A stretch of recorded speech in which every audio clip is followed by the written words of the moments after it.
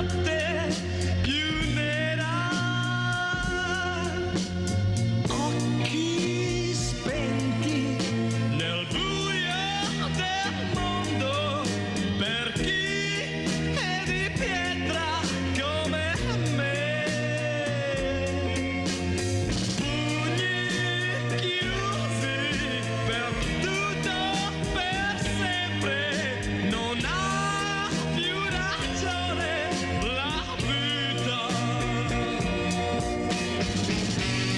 La mia salvezza sei tu, sei l'acqua limpida per me, yeah. Il sole tiepido sei tu, amore. Torna, torna qui da me. Pugni chiusi, non ho più speranze, in me c'è la notte più nera. Viene l'alba e un raggio di sole disegna il tuo viso per me.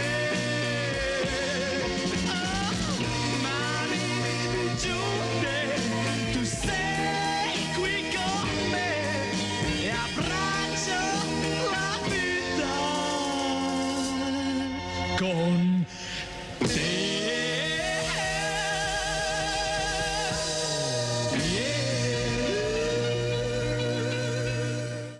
Chissà se Filippo terrà i pugni chiusi oppure poteva tenere i pugni chiusi nel momento che, almeno da quello che si sente, è scattato qualcosa in lui. Ma io questa mattina, con i miei graditissimi ospiti, che ringrazio di avere in trasmissione, che sono Lorenzo Bernardi, detto Lollo, allenatore di pallavolo. Grazie Lollo Bernardi di essere qui, veramente mi fa molto piacere. E abbiamo Piacere anche da mio. Mestrino Padova il dottor Marco Agostini, che è sindaco di Mestrino, secondo mandato centrodestra. Allora, grazie anche a lei, sindaco, di essere qui, perché io ho bisogno di voi, nel senso, e qui mi rivolgo a Lorenzo Bernardi. Allora Bernardi, è possibile che io entri nelle scuole della mia città, dove sono stata invitata anche la scorsa settimana, sia il Mazzotti che Aricati, e sento che i ragazzi non hanno voglia di fare sport, non gli interessa più di tanto? Non gli interessa più di tanto perché non conoscono il mondo del volontariato? Il mondo del volontariato non riesce a intrigarli. Pensi che io ho delle associazioni importantissime che operano nel mondo per aiutare le fragilità, che Treviso non ha un volontario giovane. Lo trovano in tutte le città d'Italia, a Treviso non ci sono.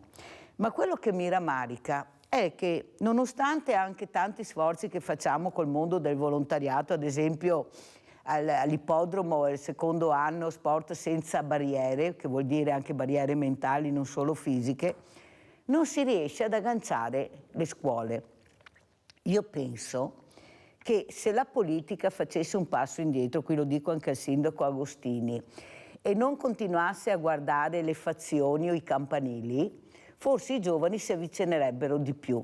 Hanno paura, non si fidano più di noi, si sono chiusi a ricci, perché mi sembra che di esempi, a parte lo sport, che sono orgogliosa della mia città, e non solo di Lollo Bernardi, ma di tutti quelli sportivi che hanno dato veramente lustro a Treviso, c'è qualcosa che non torna. Non riesco a collegare questo anello della catena. Allora partirei proprio da Lorenzo Bernardi. Lollo, cosa mi dice? Come mai questo? Come mai io sento nelle scuole, no, non mi interessa più di tanto, sì, l'ho fatto, ma troppo impegno, troppo sacrificio. Ma cos'è sta storia? Prego. Ma buongiorno a tutti, innanzitutto grazie per l'invito. Ma io penso che la risposta, almeno per quanto mi riguarda, può essere racchiusa in una frase che ormai la sentiamo un po' troppo spesso, però io penso che, come sempre dico, no, si parla della problematica invece di trovare qualche soluzione. La società in cui viviamo oggi ha perso i valori, senza ombra di dubbio.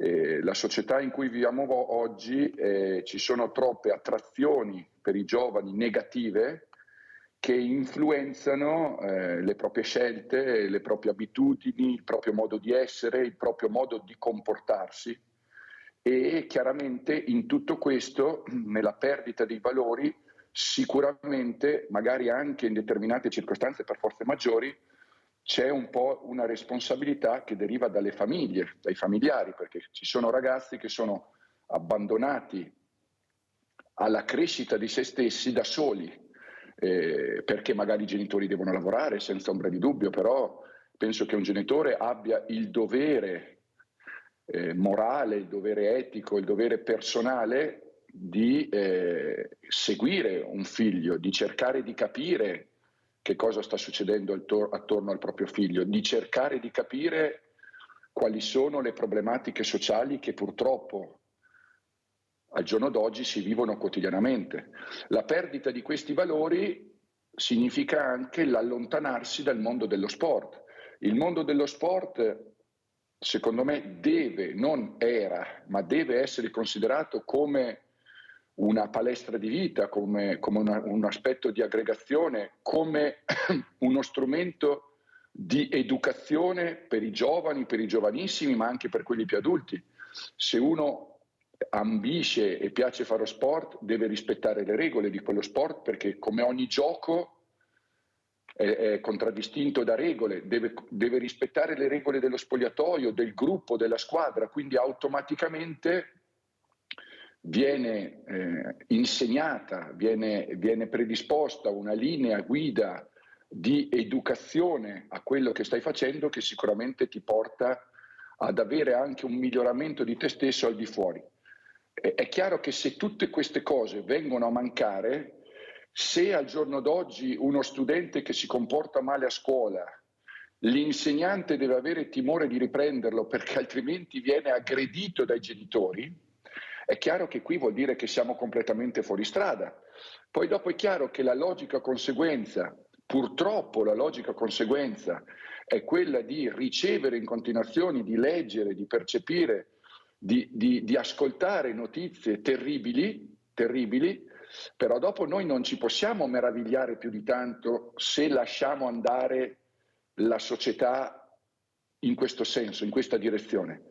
Sono d'accordo con lei che la politica sicuramente dovrebbe abbandonare un po' quello che è il campanilismo, la politica dovrebbe abbandonare un po' la rivalità che c'è fra i vari partiti, la politica dovrebbe abbandonare un po' quello che è l'essenza della politica per mettere più a disposizione dei giovani d'oggi, che saranno il futuro di domani, quello che serve per migliorare questa società. È chiaro, i miglioramenti non si potranno vedere nell'immediato e lo sappiamo perfettamente che a un politico il risultato lo devo far vedere subito, non lo può far vedere fra 5-6 anni o 10 anni. Però, senza ombra di dubbio, questa potrebbe essere un viatico per migliorare e per ricreare quei valori che al giorno d'oggi abbiamo perso molto, stanno andando scemando. Allora, intanto ringrazio Lollo Bernardi per queste parole, ecco, per queste importanti parole. E qua, Sindaco Agostini, forse la politica dovrebbe ascoltare di più anche questi sportivi che hanno le idee chiare, questi cittadini. Noi quando li intervistiamo, il cittadino ha le idee chiare, ragiona col buon senso, il cittadino è il buon padre di famiglia che sa dove si dovrebbe tagliare e dove si dovrebbe invece investire, ma l'unico riferimento siete voi, siete i sindaci, fortunatamente, non so per quanto, ma al momento abbiamo voi e devo dire la verità, io li invito tutti, quasi tutti, ma trovo delle risposte positive, si mettono in prima linea, ci mettono la faccia, però avete una coperta cortissima. Non riuscite a soddisfare le esigenze dei cittadini del territorio. Qui si continua, Sindaco, a parlare di grandi opere, è il ponte di Messina, è l'Expo, e coi buchi che abbiamo avuto anche a Milano e nessuno ne parla più, perché ogni cosa che è grande qui c'è il buco, perché c'è il magna magna. Ma vogliamo capire che abbiamo un paese disastrato? Andate su tutte le città, le strade, i ponti, le scuole, le palestre per i ragazzi. Noi vogliamo palestre inclusive, non diversamente agile, come lo chiamo io, perché la parola disabile mi fa ribrezzo. Sono meglio di noi questi ragazzi, queste persone. Ecco, sono allontanati. I diversamente giovani da un'altra parte soli, una solitudine pazzesca. E qua, caro sindaco, dovete, visto che avete fatto l'unione dei sindaci, dovete battere i pugni perché abbiamo solo voi, non abbiamo altro ascolto, perché qualcuno sente, ma è diverso da ascoltare le esigenze. Prego, sindaco. Sì, grazie degli spunti che ha dato, e ringrazio anche il professor Lollo di quanto ha detto, che condivido totalmente. C'è una questione, sì, certo, prima di parlare di massimi sistemi dobbiamo in realtà anche vedere quanto nel locale noi riusciamo a fare. È vero, la coperta è sempre molto corta, ma questi sono i tempi di fare scelte anche abbastanza innovative. Non è proprio vero che i fondi non ci sono. Anche all'interno di un'amministrazione comunale, nel nostro piccolo, possiamo orientare alcune dinamiche economiche per sopperire alcune necessità. Come tutti, ovviamente, come dice il professor Lollo, dobbiamo fare scelte innovative, ma anche essere pronti a non ricercare il consenso immediato. Cioè, io sono al secondo mandato, credo che la volontà di tutti i sindaci al primo sia quello di soddisfare le necessità più immediate, più visibili della popolazione. Però si sbaglia se all'interno di questa azione non ci si mette anche nella condizione di pensare alla lunga. Quindi un sindaco al primo mandato sicuramente deve pensare a una percentuale dei suoi investimenti a lungo termine, che prevederà anche un secondo mandato. Ovvio che di mezzo ci sono le elezioni e quindi potrebbe interrompersi a metà strada, ma questo è un altro discorso. Lei giustamente dice i ragazzi vanno educati, le famiglie vanno educati in loco. Sì, aspettiamo che il governo faccia il suo, giustamente, con le grandi opere, con i grandi interventi, con i grandi finanziamenti, ma cominciamo a farlo direttamente noi. Non pensiamo sempre che il tutto deve arrivarci dall'alto e poi noi dobbiamo applicare. Possiamo applicare tranquillamente anche noi. A Mestrino, io le dico, io sono un ricercatore di professione, quindi sono chiamato quotidianamente in oncologia a fare progetti a lungo termine, non ho un risultato immediato, ma devo strutturarmi la strada affinché questo risultato venga esaudito. Noi a Mestrino, per quanto riguarda lo sport, giustamente le dice facciamo palestre. Noi nel primo mandato abbiamo investito 3,5 milioni di euro in recupero totale degli impianti sportivi. Stiamo adesso nel secondo mandato, investendo ovviamente non solo con soldi dell'ente, ma ricercandoli dove appunto è possibile, anche tramite accordi pubblici-privati, di sviluppare un'area sportiva innovativa dove non è il luogo dove si fa solo sport, ma un punto dove i ragazzi devono trovare un modo di aggregarsi, e il modo di aggregarsi lo dobbiamo suggerire noi. Quindi io sto parlando un po' di centri, infatti in tutte le nostre palestre hanno un terzo tempo non è dove a fine partita si mangia, è dove i ragazzi al pomeriggio tornano dalla scuola, hanno la possibilità di fermarsi lì a studiare insieme, è un'ala studio aggregativa, dove poi alle 4 del pomeriggio, dopo 2 ore di studio insieme, dove li supportiamo anche con dei volontari che in caso vogliono mangiare un panino, quello che vogliono, devono avere la possibilità di farlo, poi passano alla struttura sportiva, cioè un modo di aggregazione positiva controllata. Questo è un modello che io copio dall'America, nel senso, quando vado in America a lavorare con i miei colleghi, mi portano sempre a questi campus meravigliosi. Certo, stiamo parlando di investimenti diversi perché lo Stato Le scuole sono private, quindi investono molto in queste infrastrutture, ma non è detto che qui in Italia non si possa fare. Sono perfettamente d'accordo, Sindaco, ma veramente, anzi, grazie anche a lei di essere qui. Ma sentite le idee chiare. Guarda, io fremo, guardi, Sindaco, glielo giuro, perché la politica non riesce ad ascoltarvi. Anche la politica locale. Parlo della politica regionale. Guardi, veramente, Sindaco, le faccio i complimenti anche a Bernardi per quello che avete detto, perché le abbiamo in casa le persone che possono dare degli spunti. Le abbiamo, ascoltatele. Io non posso continuare a trovarmi in Filippo perché qualcuno si dimentica che ci sono. Io non posso sentire un ragazzo ubriaco alle 3 di notte che mi dice quale casa vado. Ho due famiglie, se vado da una massacra l'altra, se vado dall'altra io sto qua e bevo che sto meglio. Capisci che non possiamo, dobbiamo ascoltare questi ragazzi, perché io penso che anche Bernardi quando si allenava anche da piccolo, cioè la comunità, fare comunità, hanno paura. Si stanno chiudendo sempre di più. Guardate che stiamo passando un periodo, specialmente con questi ragazzi chiusi nelle stanze che non escono più. Ma vogliamo andarli a prendere questi ragazzi? Ma io mi domando, per carità, con gli addetti ai lavori, ma vogliamo andarli a prendere? Ma vogliamo lasciarli morire nelle stanze perché qualcuno non vuole uscire? Assolutamente non vuole vedere nessuno. Ma stiamo scherzando? Ma che società è questa? Sentiamo il nostro Rinaldo da Venezia. Vai Rinaldo. Ciao Mirella e buongiorno a tutti gli ospiti. Il sindaco da centrale il sindaco e anche stato CEO di da centrale il problema giusto.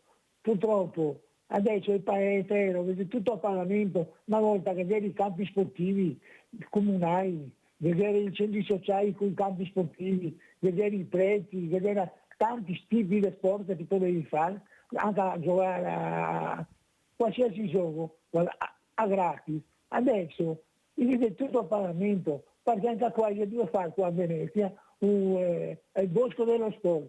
Ma fatti in questa maniera non serve niente, no? E serve chi che mette i soldi e dopo voi ci fanno in furia. Non fai fare ristoranti, bar, è tutto al Parlamento. E un giovane che non ha la possibilità non si avvicina. Una volta non avevamo niente, ci trovavamo con un poco del barone, stavamo insieme, comunicavamo, facevamo cagnati perché non eravamo santi. Però deve imparare a diventare grande, a informarsi su quello che è anche la vita vera, perché quello che ti viene la vita è un'altra roba. Imparare l'educazione, innanzitutto ti impari in famiglia, ma se non ti dà tante robe, che ti dà per le scarpe, il gioco ti dà di lavorare come ti tocca a noi altri, ti dà anche, ti deve comprare, ti dà anche soddisfatto e ti va in cerca di lavorare per creare qualche cosa. E difatti il Veneto non avevamo niente nessuno e che diventa una delle regioni più belle, più ricche d'Italia per questo motivo che è qua, perché tutti i giorni andavano a lavorare, qualsiasi tipo di lavoro. Adesso mio figlio è diventato un ragioniere, un avvocato, un scienziato, altro che c'è tocca lui a strada e che faccia quello che loro. Una volta quel terzo elementare che mi arrivati, che ha fatto Rinaldo, che te si longo. un sacco di soldi. Bisogna che il governo intervenga e metta soldi in caiù per fare opere gratis per la povera gente. Ciao Mirella. Grazie Rinaldo. Sentiamo allora Bernardi come commenta le parole sia del sindaco di Mestrino che la telefonata di Rinaldo. Prego Bernardi. Io le condivido, ma penso che qualsiasi altra persona le condividerebbe come faccio io. La cosa che a me preme particolarmente mettere in evidenza è che forse al giorno d'oggi la cosa più importante sarebbe ascoltare cosa ha bisogno un giovane, scendere in strada, andare anche negli ambienti meno belli, quelli più pericolosi, per parlare, per condividere, per coinvolgere. Invece spesso e volentieri si propone un qualche cosa perché automaticamente si pensa o si sa che la risposta del singolo cittadino è positiva o negativa, a prescindere da quello che realmente chiede il ragazzo che è in strada, il ragazzo che ha bisogno. L'esempio che ha fatto il sindaco per quanto riguardava questi centri di aggregazione sarebbe una cosa straordinaria, però purtroppo, e lo dico di nuovo, purtroppo rimangono sempre dei casi isolati, perché Mestrino sarà una mosca bianca. Invece la politica, a mio modo di vedere, e premetto, non sono un politico, non sono mai stato interessato alla politica e probabilmente non la saprei fare, la politica è troppo spaccata, è troppo divisa. Se la destra propone una cosa, la sinistra per partito preso non deve essere d'accordo. E se la sinistra propone una cosa, la destra per partito preso deve opporsi, perché altrimenti non esisterebbe l'opposizione. Invece noi siamo arrivati ad un certo punto dove se noi realmente vogliamo modificare, vogliamo migliorare e vogliamo portare in qualche cosa socialmente utile, le forze si devono unire, anche a discapito degli interessi personali. È palese che avere un incarico importante a livello politico, che sia comunale, regionale o nazionale, è un qualche cosa che va nell'interesse personale. Se noi pensiamo ancora che ci siano le persone che vogliono fare i benefattori, siamo fuori strada, ormai non siamo più in quell'epoca lì. Però se la politica non si unisce con unità di intenti per cercare di proporre, ascoltando quello che la strada chiede, non potremo mai avere un risultato. Perché è chiaro che se io vado a proporre una cosa a un centro, a un doposcuola o a un qualche cosa che mi può portare dei vantaggi a livello politico, è chiaro che la mia opposizione si oppone, perché altrimenti farebbe un favore a me. Quindi questa deve essere la base di partenza, e poi quello che ripeto è questo: non è pensare con la propria testa solamente, ma è scendere per strada, sporcarsi le mani e sporcarsi le scarpe per cercare di capire e di ascoltare quali sono le necessità.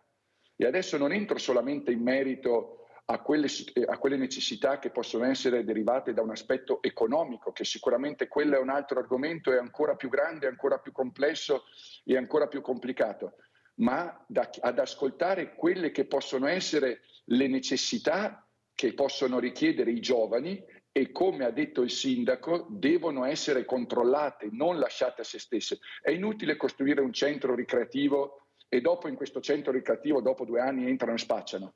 Bisogna che siano controllate. Allora, Bernardi, un'altra cosa, lei è papà, ma è proprio così difficile fare il genitore, come si dice? È troppo difficile, è diventata una cosa impossibile, è difficile dire no. Ecco, cosa ne pensa Bernardi? Oddio, penso che il lavoro del genitore è quello più difficile da fare in assoluto, e era difficile 50 anni fa, 100 anni fa, e adesso forse è diventato ancora più difficile.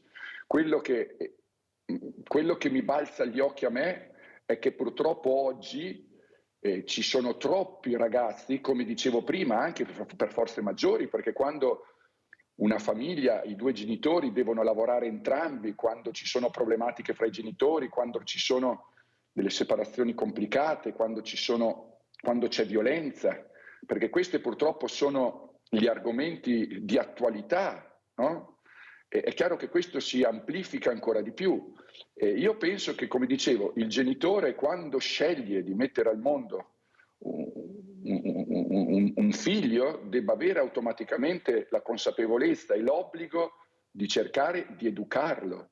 Poi è chiaro che è un po' una catena, no? È una filiera che nasce, dipende dall'educazione che uno ha avuto. È chiaro che un ragazzo di oggi non può avere l'educazione di quello che ha avuto 50 anni fa. Io non sono la persona che i social hanno distrutto tutto, l'internet ha distrutto tutto. Non è vero, è l'abuso e l'utilizzo negativo dei social o di internet che ha rovinato tutto. È chiaro che noi dobbiamo essere consapevoli che c'è un modo positivo per l'utilizzo di questi strumenti e che può diventare drasticamente negativo se utilizzato in altri.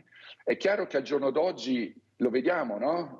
Ci sono i genitori che portano i bambini al ristorante e per farli star buoni li mettono davanti un iPad per 3 ore. Una volta questo non c'era.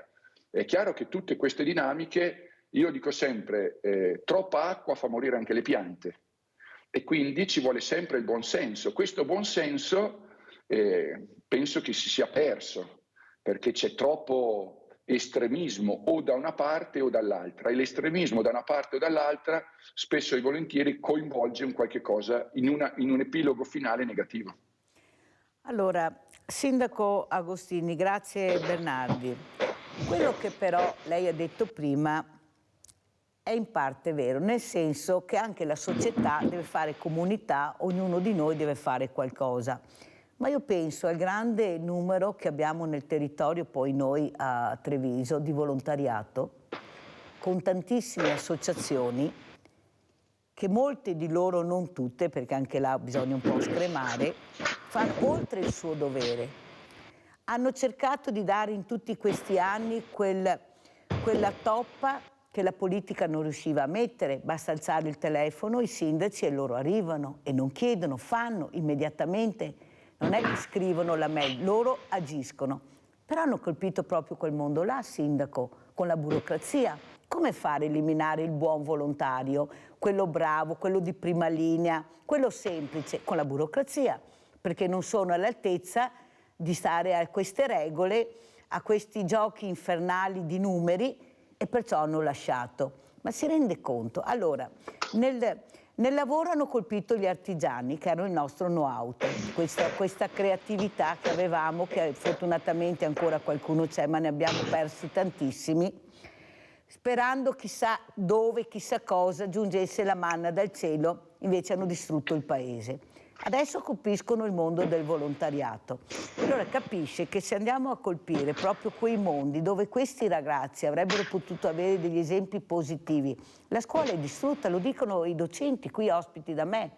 Quale scuola? Non c'è più la scuola per paura, per burocrazia, per tantissime cose. Ma allora dove vogliamo andare a parare? Io non devo essere fortunata, come dice Bernardi, di essere a Mestrino e di avere un sindaco ricercatore, perciò colto, perciò umano, perciò che sa le esigenze del territorio. Io come ragazzo nella scuola, dall'asilo in poi, devo avere quello che mi spetta di diritto. E se sono diversamente agile, devo avere quello che mi spetta di diritto. L'insegnante di sostegno, che non è per me, è per la classe, è per la scuola. Qua nessuno lo dice, che l'insegnante di sostegno non è solo per il ragazzo, ma è per la scuola. A noi manca, lo sport è stato inserito quest'anno nella Costituzione che io leggo tutti i sabati, perché è giusto che si capisca perché è stata fatta la Costituzione che riguarda tutti noi. Ma dopo mi trovo il presidente regionale del CONI, Dino Ponchio, che ospite tantissime volte, che è la regione dove si investe meno nello sport, che chiede al governatore: ma dammi più soldi, cosa faccio con questo?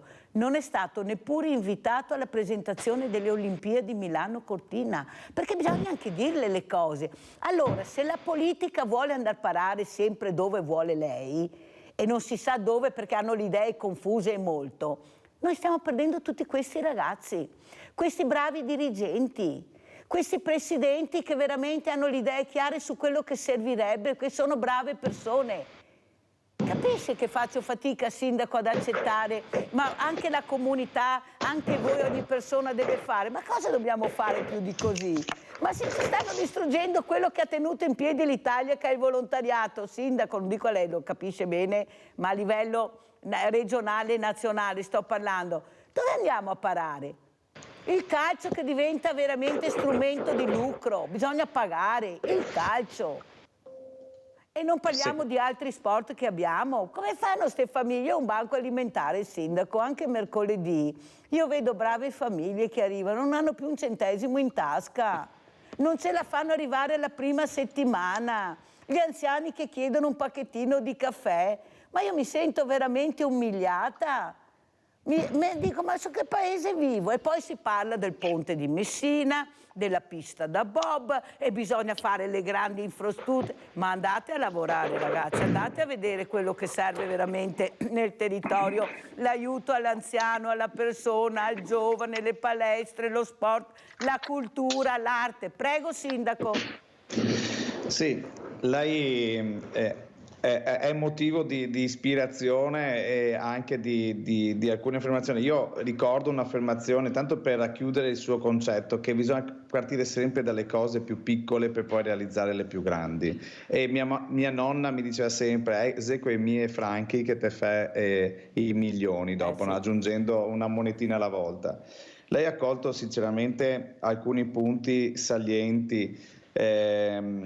Le associazioni, certo, le associazioni sono i primari supporti sul territorio, siano esse quelle sportive, siano esse quelle sociali e altre educative. E questo ovviamente noi sindaci lo sappiamo bene. Ovvio che nel marasma delle associazioni, perché c'è stata un'esplosione di associazioni, alcune molto buone, alcune molto utili, ma altre, come succede sempre in Italia, fatto la legge o la regola, ci si trova sempre l'inganno oppure il metodo per avere qualcosa in più. Quindi ci sono anche degli esempi non troppo positivi e ci sono stati questi esempi poco positivi come la gestione economica delle rette oppure dei contributi che alcune associazioni possono avere avuto, che hanno spinto delle politiche governative a massimizzare il controllo proprio dove probabilmente se ne aveva meno bisogno, perché effettivamente adesso lei ha parlato del calcio, ha parlato di grandi sistemi dove appunto alcune anche sponsorizzazioni devono essere controllate. Ecco il motivo per cui questa normativa che entrerà specialmente nello sport da gennaio mette in dura crisi le società sportive, perché aumenta in modo spropositato il controllo sulla loro gestione, che da una parte va bene, va perfettamente bene, ma stiamo sempre parlando di associazioni, quindi in realtà si va a burocratizzare in modo estremo una situazione che è basata sul volontariato genuino. Adesso io immagino che il Bernardi capisce bene questa cosa. A gennaio vedremo società sportive morire perché effettivamente devono ufficializzare tutte le posizioni, da chi pulisce la palestra a chi fa l'allenatore al dirigente. Questo va bene per un controllo economico, ma dall'altra parte assisteremo a una minor capacità economica delle associazioni nel supportare il servizio che hanno. E i comuni, come anche, parlo di comuni perché ovviamente parlo per me, sarà difficile ancora di più a sostenerle, però è un dovere che noi dobbiamo fare. Ovvio che poi la coperta, come dice lei, è corta, di conseguenza da qualche parte bisogna tagliare. Ora, se tagli non puoi tagliare nei contributi, cosa fai? Vai a tagliare eventualmente su altri servizi o addirittura sulle strutture, come lei ha già detto.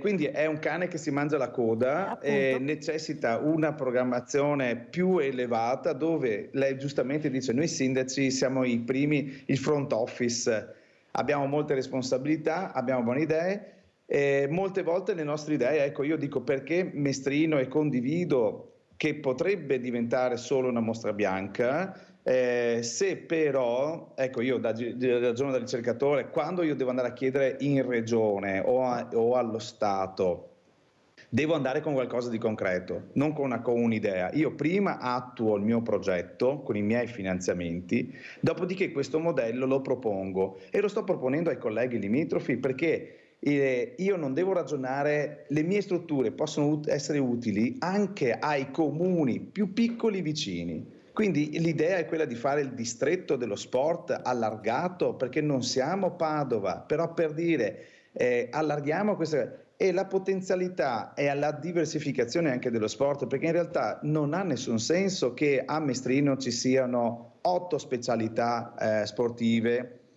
quando poi vado a tirare via l'opportunità di magari c'è una buona società sportiva che fa solo quello nel comune limitrofo. Mettiamoci d'accordo, cerchiamo di convogliare le fare attività, fare squadra. Sindaco, devo passare un'altra telefonata, poi devo andare in pubblicità e sentiremo anche Bernardi. Abbiamo Franco da Venezia, non so se è ancora in linea. Franco? Sì. Eccolo qua. Ciao Franco, scusami, ma era importante sentire Mirella, le parole degli ospiti. Prego. Ai tuoi ospiti. Allora, la politica, questa sconosciuta, diciamo il tema, no? E vediamo un po' per quanto sta accadendo per quanto riguarda la fine del mercato tutelato. Non è colpa di nessuno, quando adesso la verità sta venendo pian pianino a galla. Ha iniziato a votarla nel 2007, però non è colpa di nessuno. Si danno la colpa a una parte con l'altra e chi subisce poi sono gli utenti. C'è una grande confusione adesso per rivolgersi alle aziende che erogano il gas nel mercato libero, addirittura sembra ce ne siano 400. Io per chiarezza e approfitto della presenza del sindaco, no? Devo tornare sul famoso ragionamento delle partecipate comunali. Allora, le più grosse erogatrici a livello locale sono i comuni. Ogni comune ha delle società partecipate e partecipa con la quota maggioritaria, quindi i comuni, la zona di Padova mi sembra possa essere Amga o la zona di Venezia, qui siamo passati in Ascopiare e attualmente siamo in Era, però in tutta Italia ci sono queste famose partecipate che erogano il gas. Allora, poiché nelle partecipate i consigli di amministrazione sono nominati dai sindaci del capoluogo di solito, volevo un attimino far chiarezza, dato che il sindaco è lì, se il suo comune ha delle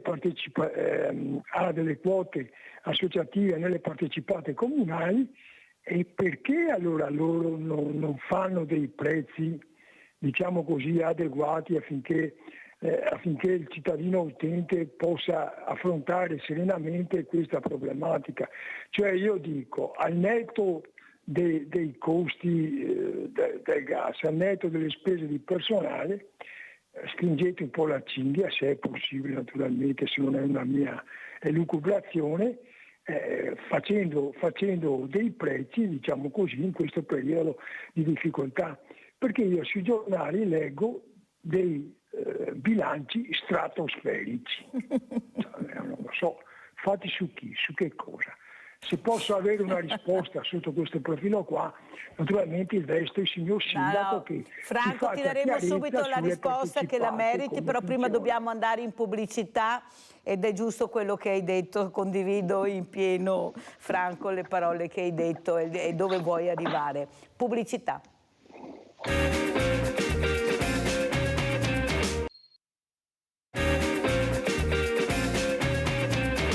Prima di rispondere al nostro Franco da Venezia col dottor Marco Agostini, sindaco di Mestrino, vorrei tornare da Lorenzo Bernardi, perché ha dichiarato una cosa importante: portare le Universiadi nella Marca per valorizzare il nostro sport system. Ecco, io la ritengo una cosa fondamentale, ma oltretutto servirebbe un grande evento per i giovani. Allora Bernardi, io ho cercato di fare questo, anche con Bassi, che lei conosce, ma non è facile, perché come si parlava prima, se hai la politica contro, se hai i sindaci contro, perché no, non può farlo Treviso, devo farlo io nel mio comune, perciò non posso aggregarmi e cercare di supportare questa iniziativa perché non viene dal mio comune, perché questi sono i campanili, sindaco, lei sorride e mi viene da pianza, da urlare, perché poi non è che faccio male alla Mirella o al direttore dell'ippodromo o al presidente che mettono a disposizione questi spazi, non solo come ippodromo, per far capire, ecco, le potenzialità che ha la città, che per tutti, capisci che non andiamo da nessuna parte. Perché poi tu non riesci a battere questo campanile, perché questo campanile è forte politicamente, ha i numeri e ha anche una certa cifra. Siccome io faccio sempre tutto gratuitamente, sindaco, faccio pagare niente mai a nessuno, forse è il mio dramma questo, ecco, sempre tutto gratis, perché capisco l'esigenza del territorio, che è quella di dare e non di ricevere. Il volontariato deve dare, deve essere concreto, silenzioso, ed essere sempre in prima linea, ma poi ti tarpano le ali, perché c'è la persona, che sia sindaco, che sia a livello l'assessore, che non condividono, perché, come dice Bernardi, io ho bisogno di visibilità subito, l'idea è stupenda, ma me la tengo e me la faccio da me. Bernardi cosa dice? Complimenti per quello che ha dichiarato. Anzi, la inviterei, la chiamerò se riusciamo a fare insieme sto evento grandissimo, visto che abbiamo un ippodromo a disposizione bellissimo. Ecco, non so se qualcuno riesce a capire l'importanza di questi spazi. Prego Bernardi.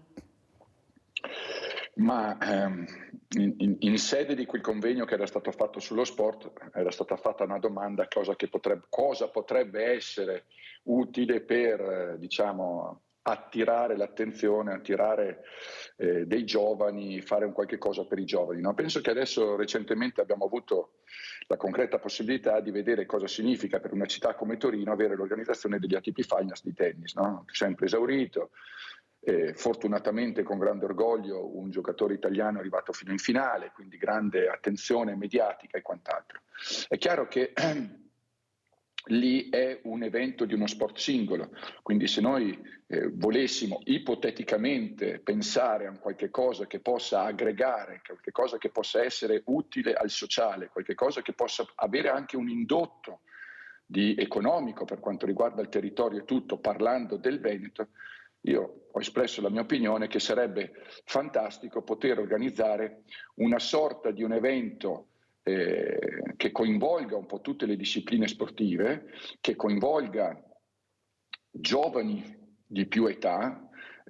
Una volta i Giochi della Gioventù erano un evento straordinario, che adesso purtroppo anche quello ha perso di credibilità, di importanza, di quant'altro. Permettetemi una parentesi. Io ho fatto parte del Consiglio nazionale del CONI, c'è una percentuale elevatissima, ma di elevatissima, di scuole che non hanno la palestra. Quindi ci sono tantissime scuole, e vi parlo tranquillamente più di un 40%, più di un 35% di scuole in Italia, che l'educazione fisica la svolgono in una classe normale. Detto questo, è chiaro che i sport, eventi come i Giochi della Gioventù o quant'altro diventano poco credibili e poco attuabili, ma anche quella sarebbe una manifestazione straordinaria qualora venisse organizzata per il senso lato del gioco della gioventù, non perché il fine ultimo giustifica i mezzi. E quindi io mi sono permesso così di suggerire un'universiade perché penso che il Veneto, e adesso non voglio ricadere nel discorso della Mosca Bianca, possa avere il potenziale organizzativo, economico, strutturale di poter ospitare un evento così bello, così aggregante, che vedrebbe tantissime nazioni partecipare. È chiaro che qui ritorniamo a un discorso che dicevo prima: invece che esserci condivisione del progetto, c'è divergenza sull'idea. Perché? O perché sono di destra e vado contro la sinistra, o perché sono di sinistra e devo andare contro la destra, o perché io sono più bravo di te, o perché è meglio che ce l'abbia io piuttosto che te. E quindi queste sono cose. Mirella, purtroppo lei ha iniziato questa domanda che mi ha rivolto dicendo è difficile. Al giorno d'oggi cose semplici al mondo non ce ne sono. Neanche la più semplice, anche la più semplice diventa molto difficile. E quindi ci vorrebbe sicuramente una certa condivisione, una certa, io penso, anche apertura mentale, perché noi dobbiamo mettere al centro del progetto quello che realmente è il problema, i giovani, lo sport, la nazione, il sociale, e non il singolo interesse personale. Purtroppo, adesso il sindaco non me ne voglia perché io non voglio offendere nessuno, la politica attuale è totalmente diversa dalla politica che c'era 20, 30, 40 anni fa. E i risultati purtroppo si vedono anche. Uno dice bianco e non c'è che l'altro dice una sfumatura del bianco o grigio, è nero pece dall'altra parte. E quindi da questo punto di vista qua è molto difficile attuare delle progettazioni o delle idee. È chiaro che le sfide sono state una parte di me che mi hanno sempre dato l'opportunità di crescere. Ogni tanto però capisci che non devi accettare o devi affrontare, ma se vuoi affrontare delle sfide sono anche disarmanti, perché come ha detto lei, partendo dalla burocrazia per arrivare alle idee, per arrivare alla realizzazione, per arrivare a tutti quegli ostacoli che si interpongono fra un'idea e la realizzazione finale, spesso e volentieri arrivi alla fine dicendo ma chi me lo fa fare? E invece bisogna combattere, ecco, le sfide, Bernardi, a me piacciono tantissimo, anzi più paletti mi mettono, più mi piace superarli, però delle volte qualcuno mi dice Mirella, ma chi te lo fa fare? Ma lascia perdere, no, perché se lascio perdere io colpisco i giovani e le fragilità, e no, non posso mollare. Se no che voce hanno? Già non hanno voce. Se molliamo anche noi che abbiamo un po' di voce, io ho la fortuna di avere questa trasmissione che va in onda dal lunedì al sabato tutte le mattine con tantissimi ospiti, seguitissima, ma ci sarà un motivo, perché la gente ascolta. La gente capisce se proponi delle cose buone, se hai bravi ospiti e le telefonate arrivano, come quella che è arrivata da Franco che si è rivolto al sindaco. Sindaco, ma cosa sono ste partecipate? Questa montagna di soldi, di stipendi, di liquidazioni. E poi ho l'anziano che mi vede a credere il pacchettino di caffè, il sindaco gli ha detto guarda che per te non c'è niente perché non ce la faccio, perché ne ho tanti come te, perché questa è la povertà, ce ne sono tantissimi. Prego sindaco e rispondiamo anche a Franco, grazie Bernardi. Sì, allora poi vorrei parlare anche di quanto ha parlato il Bernardi, Certo. però rispondo a Franco. È una questione un po' difficile, le partecipate ci sono, anche se normativamente parlando ogni anno siamo chiamati a diminuire il coinvolgimento degli enti locali in partecipate. Condivido pienamente, e per esperienza personale noi non siamo coinvolti in un'unica partecipata che si occupa di rifiuti, tra l'altro. Condivido che il potere dei sindaci, seppur nominalmente sono indicati come soci in quota parte, perché dipende dal numero della popolazione, e quindi ci sono dei comuni che hanno più peso rispetto ad altri. Ma è un sistema che deve essere sostanzialmente cambiato. Io non mi nascondo dietro a niente, nel senso che la politica nelle partecipate dei servizi non dovrebbe entrarci, perché ognuno di noi ha una professione e deve rispettarla. L'essere sindaco sì, ti pone a valutare alcune responsabilità, ma non ti dà la capacità di analizzare dal punto tecnico. Quindi la politica dovrebbe dare solo l'indirizzo, non dovrebbe gestire determinate servizi ed economie, ed è anche questo l'orientamento che si sta dando ultimamente.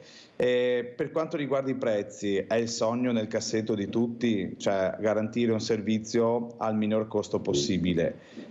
Stiamo assistendo, e questa è la cosa che io non approvo sia nell'ambiente privato che nell'ambiente pubblico, specialmente nell'ambiente pubblico, a una lievitazione di prezzi in un modo assurdo.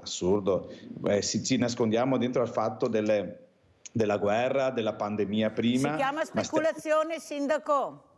Io voglio essere un po' più elegante. No, insomma. No, io lo dico quello che penso, ecco, speculazione, ecco. Si chiama così. Ecco, se pensiamo che alcune opere pubbliche che noi abbiamo messo in atto 2 anni fa ci costano esattamente il 40% in più, giustificato il meno non lo so, però a una diminuzione dei costi delle materie prime non assistiamo a una diminuzione dei prezzi che noi dobbiamo sostenere. Quindi questo è un mondo che va valutato, e qui la grande politica, la grande politica dovrebbe metterci un po', come si dice, il naso e un'attenta attenzione tecnica, dove i sindaci, mi dispiace dire al signor Franco, io parlo ovviamente dalla dimensione del mio comune, ho 12.000 abitanti, quindi la grande potenza la indicano le grandi città e i grandi sistemi, quindi ovvio che l'unione poi fa la forza, sicuramente, ma l'unione dove viene scardinata?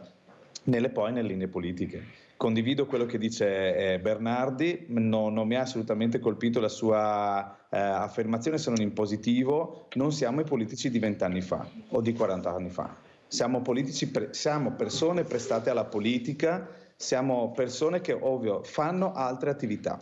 È anche giusto dire questo. Io amo il mio lavoro, lo faccio bene, almeno credo, da ricercatore, però so i limiti che ho come sindaco. Di conseguenza mi sono attorniato di uno staff tecnico, non solo quello strutturale, ma anche quello politico, che deve seguire dinamiche tecniche. Più tecnici si è, più si riesce a dare risposta accurata all'utente, che per il nostro caso è l'immediato cittadino, oltre anche a rispondere a merito anche a alcuni indirizzi politici che a volte trovano base non tecnica. Ecco, questo sì. Questo ovviamente non trova consenso, non si diventa parlamentari o senatori ragionando così, però insomma si dà una neutralità di intenti e si dà anche una eleganza al ruolo che si ha nel mandato.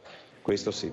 Io sono veramente onorata di averla avuta ospite come Bernardi, sindaco, perché io mi ritrovo ad avere questi sindaci che sono brave persone, come dice lei, come è lei, che capisce le esigenze del territorio, che capisce che si potrebbe fare qualcosa in più se la politica fosse la vera politica, che non avesse delegato a qualcuno che non sa neanche da che parte iniziare a fare politica, che quando parla fa dei danni enormi. Abbiamo visto anche sul caso di questa povera ragazza Giulia Cecchettin cosa hanno dichiarato certi politici, e sono istituzioni importanti.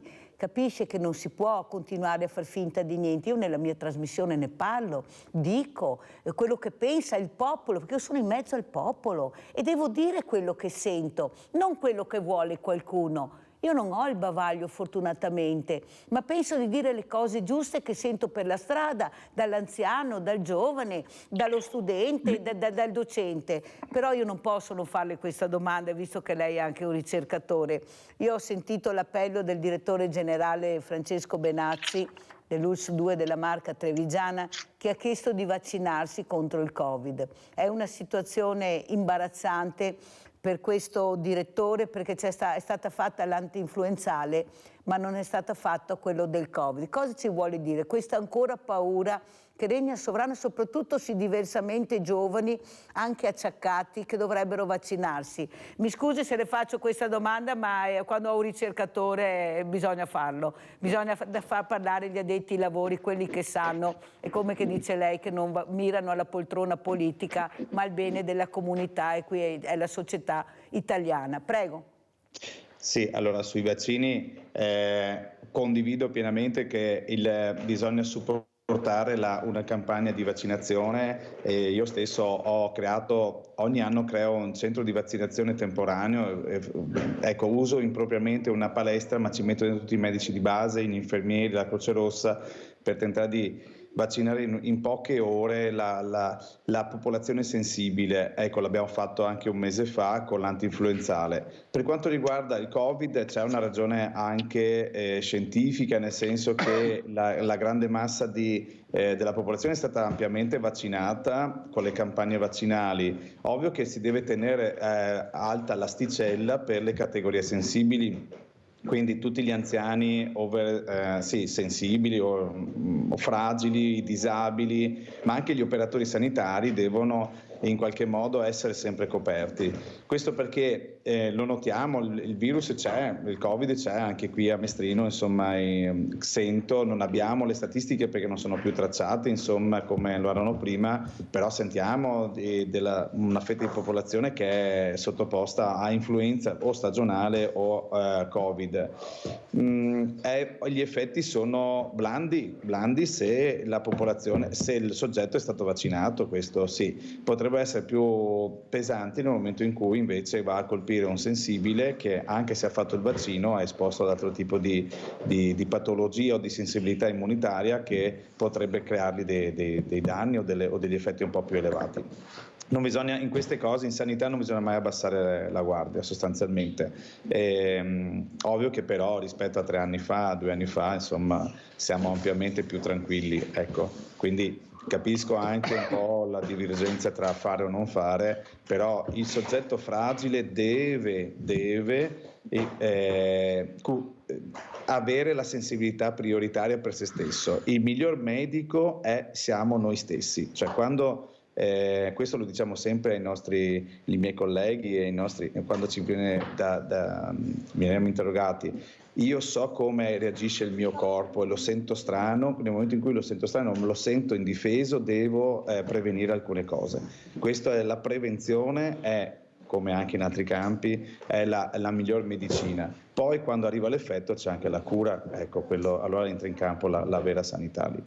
Grazie, ecco. Veramente grazie. Qui ringrazio il dottor Marco Agostini, ricercatore, ecco, per queste parole molto sagge. Ecco, cercate di ascoltare il vostro corpo, cercate di capire chi siete, che patologie avete e se siete fragili o diversamente giovani, vaccinatevi. Questo lo dico io perché ci tengo tantissimo, ma veramente tanto. Bernardi, come ci saluta e cosa vuole dire? Ma guardi, prima lei nel suo ultimo intervento ha parlato di dichiarazioni che si leggono, no? Senza senso, senza un senso sicuramente, ma mi permetto di fare una considerazione.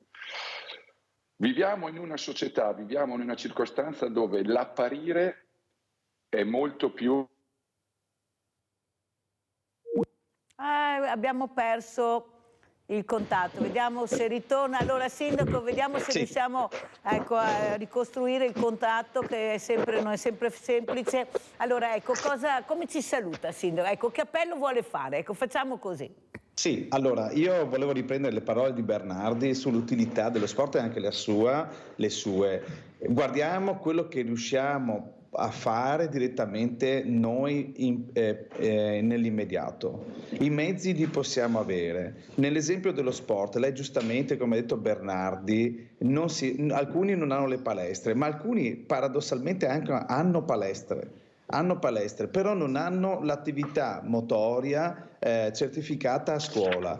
Lei prima ha detto il governo, ecco, il governo adesso ha messo, il Ministero dello Sport ha messo che nelle scuole si devono fare nelle quarte e nelle quinte la motoria specialistica, e hanno messo i fondi per avere istruttori professionali. Ecco, a Mestrino dall'anno scorso noi abbiamo coperto con risorse nostre un istruttore professionale che faccia motoria e psicomotricità una lezione a settimana per tutte le classi, dalla prima alla quinta elementare, e poi coinvolte le società sportive nell'entrare nella scuola per dare il loro ruolo specialistico nelle medie. Perfetto, devo chiudere Sindaco, se no non ce la faccio, ma è stato chiarissimo e la ringrazio di aver tenuto questo contatto in attesa che Lorenzo Bernardi si collegasse. Eccomi. Grazie Sindaco, prego Bernardi.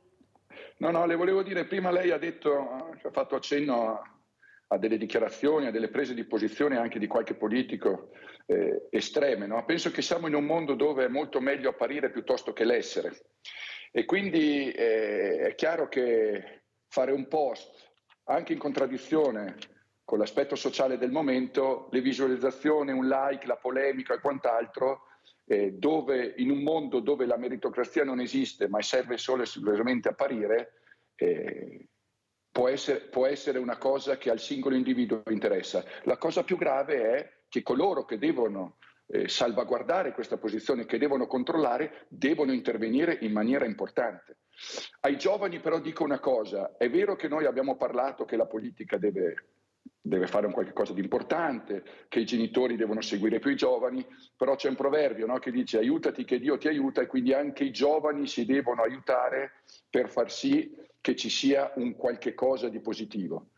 Le palestre nelle scuole, lo sport è un viatico per togliere dalle intemperie delle strade tantissimi giovani, quindi la politica ha un dovere morale nel costruire le palestre, la politica ha un dovere morale di investire sulle eccellenze italiane, che ne abbiamo tante, sia dal punto strutturale che dal punto di vista pratico che dal punto di vista esperienziale, e quindi tutto questo connubio dobbiamo cercare di metterlo di comune accordo assieme tutti, per far sì di avere non un oggi migliore, perché quello sarà impossibile, ma forse neanche un domani, ma di avere un dopodomani o un futuro sempre meglio di quello che è il presente. Grazie anche a Lorenzo Bernardi, questo grande campione che abbiamo avuto l'onore di avere ospite questa mattina. Mi permetterò di disturbarla naturalmente se lei accetterà Bernardi, per fare anche uno scambio di vedute, ecco, capire come possiamo agire per andarli a prendere questi giovani, perché da soli non arriveranno, lo dico sempre, dobbiamo andarli a prendere noi.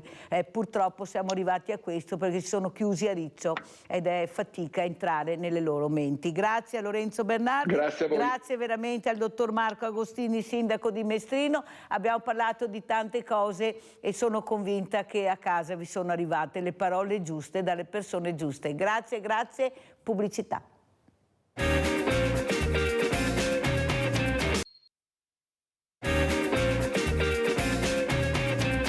Allora, altri due ospiti, altri due uomini questa mattina. Abbiamo in presenza Filippo Zaro, dirigente sindacale FIALS, provinciale di Treviso, Federazione Italiana Autonomie Locali e Sanità Segreteria. Grazie Filippo Zaro di essere qui. Buongiorno. Saluto anche il grande Roberto Bottoli, collegato da Vittorio Veneto.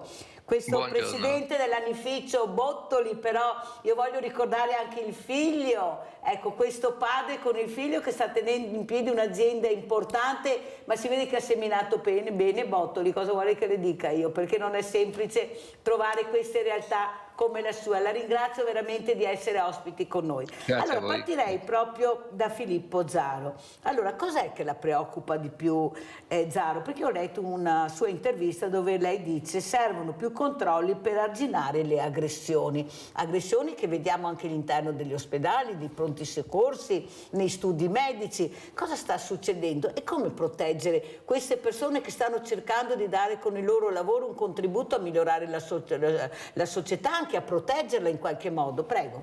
Sì, purtroppo è un fenomeno in aumento, l'aggressione al personale sanitario e sociosanitario. Abbiamo notato che le unità operative maggiormente coinvolte sono i pronti soccorsi, l'emergenza territoriale, tutti i servizi territoriali dove appunto andiamo a casa delle persone, andiamo in una struttura dove la persona conosce ma noi non conosciamo, reparti internistici dove appunto l'afflusso di persone è maggiore, ok? La preoccupazione è che da un'aggressione verbale che diciamo è sempre esistita, ok? Il reclamo eccetera, siamo arrivati anche purtroppo ad aggressioni fisiche e ai giorni d'oggi arriviamo anche con l'utilizzo di arma impropria, arma bianca eccetera. Per fortuna in nostro supporto è intervenuta una legge, che è la legge 113 del 2020, che ha comunque istituito un osservatorio nazionale su questo fenomeno e ha anche inasprito le pene per chi aggredisce gli operatori sanitari. E noi su questo vogliamo far forza e ai nostri collaboratori, ai nostri ragazzi e ragazze che lavorano nella sanità, come FIALS, vogliamo dire assolutamente denunciate. Denunciate facendo segnalazioni all'azienda, c'è un portale apposito, un software apposito, se necessario anche alle forze dell'ordine. Chiediamo... Anche se possono fare quello che possono fare, visto i numeri esigui che hanno, ecco, qui dovrebbero veramente, purtroppo visto sì. questo problema che c'è.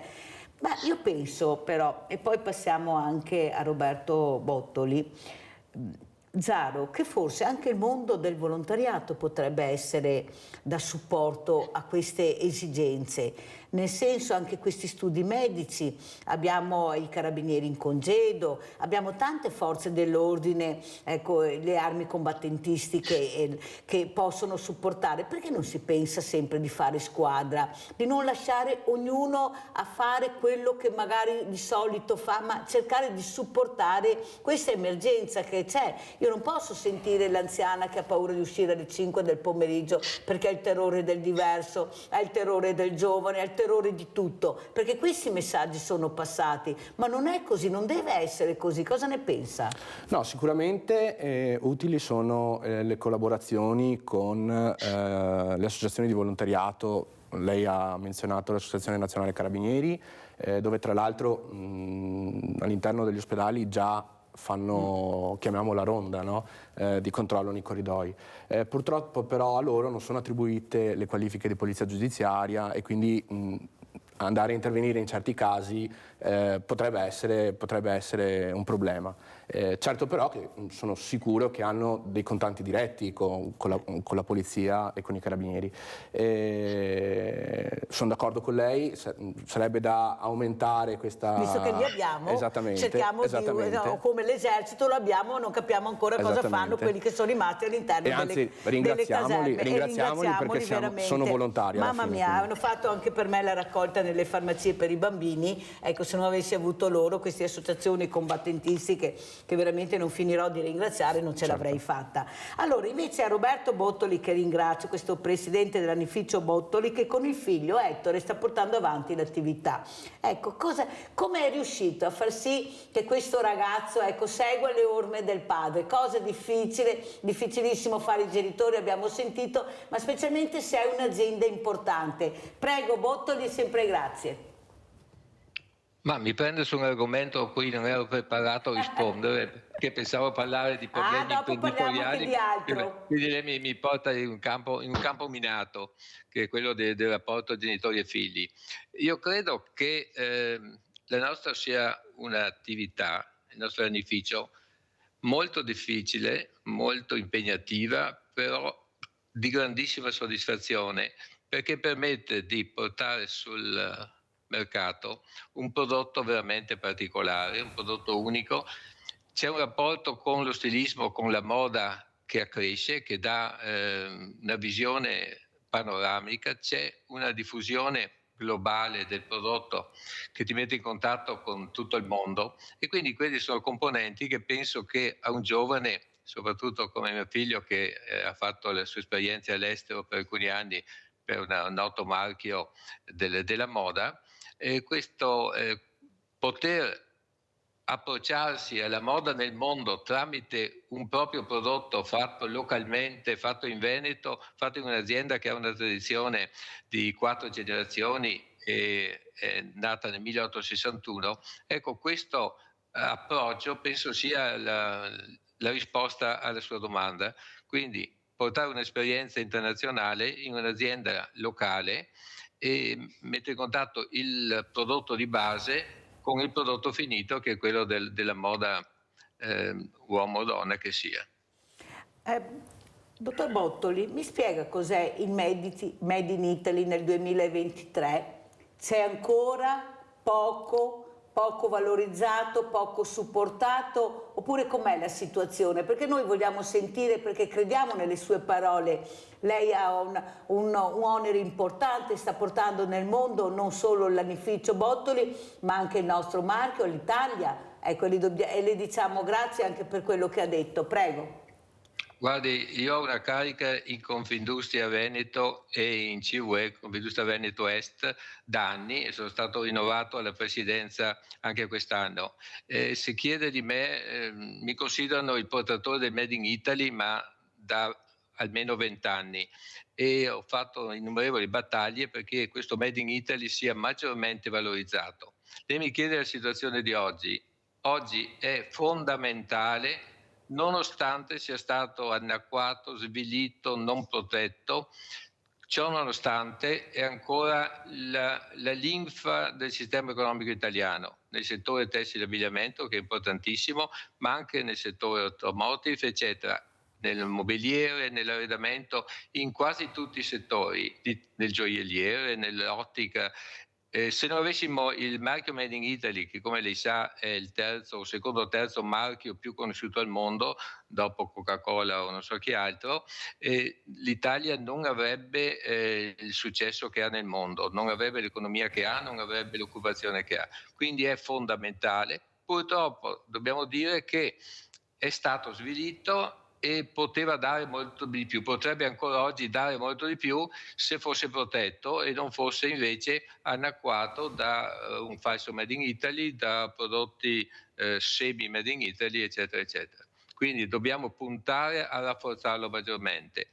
Hanno fatto il Ministero del Made in Italy, almeno la parola ce l'hanno messa. Adesso vediamo se mettono anche azioni sufficienti a recuperare quello che abbiamo perso e non dovevamo perdere. Dottor Bottoli, quello che mi rammarica è che, come dice lei, Noi abbiamo queste eccellenze che tutto il mondo ci invidia, possono copiare, ma la creatività è nostra, c'è nel DNA, nasci con questo. Eppure è stato colpito proprio questo, il vero artigiano, quello che veramente lavorava senza chiedere nulla in cambio, solo di essere lasciato in pace, con un prodotto eccezionale, ma che non ha saputo, perché non supportato, qua lo dico io, non lo dice lei, ma lo dico io, dalle associazioni di categoria che dovevano supportarlo dove lui era carente. Ecco, questo supporto a livello fiscale, a livello anche di promozione, che non c'è stato. Ecco, quelli che sono riusciti a farcela, e devo dire grazie a lei in particolare, è stato difficile, ma ce l'hanno fatta perché avevano le qualità e avevano le redini giuste con una squadra, perché penso che lei abbia anche una squadra competente, oltre al figlio che ha supportato l'azienda, che vale anche per l'operaio. Questo non è stato fatto e soprattutto la politica ha colpito proprio questo, ha colpito il piccolo industriale. Vi ricordate quanti morti abbiamo avuto perché le banche non supportavano, erano sparite nonostante fossero piene di soldi. Abbiamo avuto gli artigiani, tantissimi se ne sono andati e non ritorneranno più, e dei fiori all'occhiello incredibili. Abbiamo quella fortuna di avere queste aziende, io mi onoro di averla ospite questa mattina, che stanno cercando di dire: avete messo la parola ma adesso abbiamo bisogno del supporto. Prego Bottoli. Guardi, qui si tratta di intendersi sulla parola supporto, perché io sono abbastanza contrario al chiedere qualcosa. Ho sempre detto, non bisogna dare piogge, sussidi, cose di aiuto. Bisogna creare le condizioni, anziché le aziende che hanno un loro valore, perché non tutte le aziende hanno un valore, non possiamo tenere in piedi quello che non è più attuale, quello che non ha più un senso, solo perché abbiamo il senso di compassione per tutti. Dobbiamo sostenere le aziende che hanno i numeri, sostenerle no, dobbiamo far sì, creargli le condizioni di esistere, cioè torniamo al discorso del Made in Italy. Se il Made in Italy fosse stato effettivamente considerato come tale tutto quello che viene prodotto in Italia, non cominciare a dire le 2 operazioni su 3, la base eccetera. Quando andiamo a creare delle condizioni per far rientrare in questa categoria tante altre cose, perché alle grandi imprese fa comodo produrre all'estero e poi finire le lavorazioni in Italia e poi li speciamo in Made in Italy, questo è quello che non dovevamo fare e non dobbiamo fare. Non è dare sussidi, aiutare, cercare di tenere in piedi. Cioè, io sono per il liberismo, cioè le aziende devono vivere di vita propria, devi non caricarle di oneri, non crearle difficoltà, non aumentare la burocrazia, cioè non devi mettere sulle spalle, perché l'azienda piccola ha delle spalle più piccole e non ha più che non avere le competenze, non ha la possibilità di avere tantissime competenze Le faccio un esempio. Oggi c'è il tema sostenibilità che è diventato importantissimo. Ci crediamo tutti, è giusto che si vada in quella direzione, però non si deve creare sulle aziende un carico di normative, di burocrazia che per il 90% sono solo carta, sono solo fumo. Dobbiamo creare effettivamente dei punti fermi, dire quali sono le priorità, quali sono le cose effettivamente. Invece c'è una tendenza anche a livello di legislazione europea di creare ulteriore burocrazia, ulteriori vincoli. Ecco, queste cose sono particolarmente pesanti per le piccole aziende. Quindi parliamo degli artigiani che sono categoria, parliamo delle medie e piccole e medie aziende che sono come la nostra, quindi non è l'artigianino, è che ha determinate esigenze sue proprie, è l'azienda media e medio-grande che sono le aziende basilari nel Veneto, e queste non devono essere caricate di eccessiva burocrazia, di eccessivi vincoli, devono essere lasciate operare con una certa tranquillità. Quindi dobbiamo agire su quello, e non andrei a dare la colpa alle associazioni che non hanno fatto, degli artigiani che non hanno fatto. È il sistema nel suo complesso che purtroppo ha pensato che le aziende tanto vanno avanti lo stesso, tanto gli italiani sono bravi, tanto gli italiani sanno tirarsi sulle maniche. C'è un limite a tutto e purtroppo quello che si è perso è perché non abbiamo tenuto conto delle peculiarità delle nostre imprese, che sono medio-piccole e sono proprio certo. il fondamento dell'economia veneta. Ecco, la ringrazio di questo, perché di queste parole, perché è la verità, però è stato veramente un peccato perché abbiamo perso dei know-how fantastici. Abbiamo Rita da Martellago, sei ancora in linea, Rita? Sì, sono qua, ciao Prego, Mirella. ciao Rita. No, niente, volevo solo congratularmi col signor Bottoli perché io faccio parte del settore, ho una stireria di maglieria, una microimpresa di 14 persone che mi porto avanti da più di 40 anni. Perciò i suoi filati io li conosco perché da me arrivano tutte le filature, le maglie complete, io le devo preparare per i negozi. E i suoi filati sono buoni. Volevo solo congratularmi perché aziende del genere, io che sono nel settore da tanti e tanti anni, quando negli anni passati tutti andavano all'estero perché io ho cercato di resistere, sono rimasta sempre in Italia, lavoro per grandi marchi, per il Made in Italy, sono sempre stata ferrea in queste idee. E comunque è dura perché le incombenze e la burocrazia, come dice il signor Bottoli, sono grandi per le nostre microimprese artigiane che lavorano conto terzi, che vengono pagate a capo e devono fare gli stipendi a ore, deve avere le persone qualificate, perciò devono avere stipendi adeguati alla qualifica, perché se non sanno fare devono saper fare e lo fanno il loro lavoro. Perché se un'azienda va avanti tu lo sai che deve avere una grande squadra dietro, se no non si fa niente. E comunque siamo arrivati al punto che invece di stare in laboratorio a seguire il lavoro bisognerebbe stare in ufficio tutto il giorno a seguire le carte e questo non va bene per noi artigiani. Sbaglio, signor Bottoli? No, sono parole sante, ma non solo per gli artigiani, anche per le industrie medie, perché oggi il carico di normative che poi è sempre aumentato, non c'è mai una riduzione, si parla sempre di semplificazione, invece andiamo sempre ad aumentare, non si toglie mai niente di vecchio, si aggiunge sempre qualcosa di nuovo.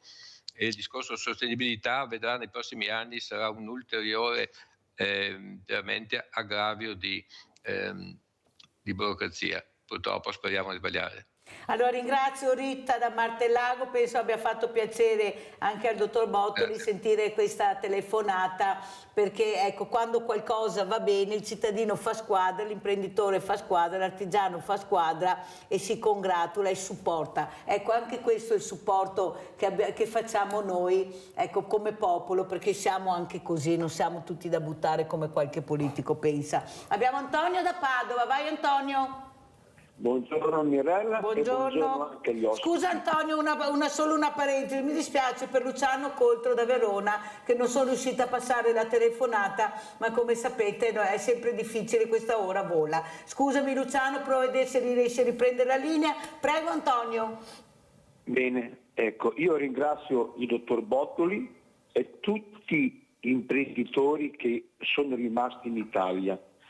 Perché logicamente questo è un brutto periodo, ma è già da 20 anni che per l'Italia è un brutto periodo, da quando siamo entrati in euro, perché prima eravamo liberi, il paese quando non c'era l'euro era un paese libero, sovrano, le aziende crescevano, io mi ricordo perché praticamente quando veni nel Veneto negli anni 80 era pieno di artigianato, perché l'economia basata sulla lira, che con la lira potevi fare tutto quello che volevi.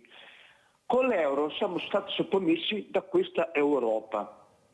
Io critico l'Europa perché non penso che queste Europe sono dei gran fenomeni, anzi, dico la verità, prima dell'euro eravamo la quarta potenza, ora siamo a livello della Grecia.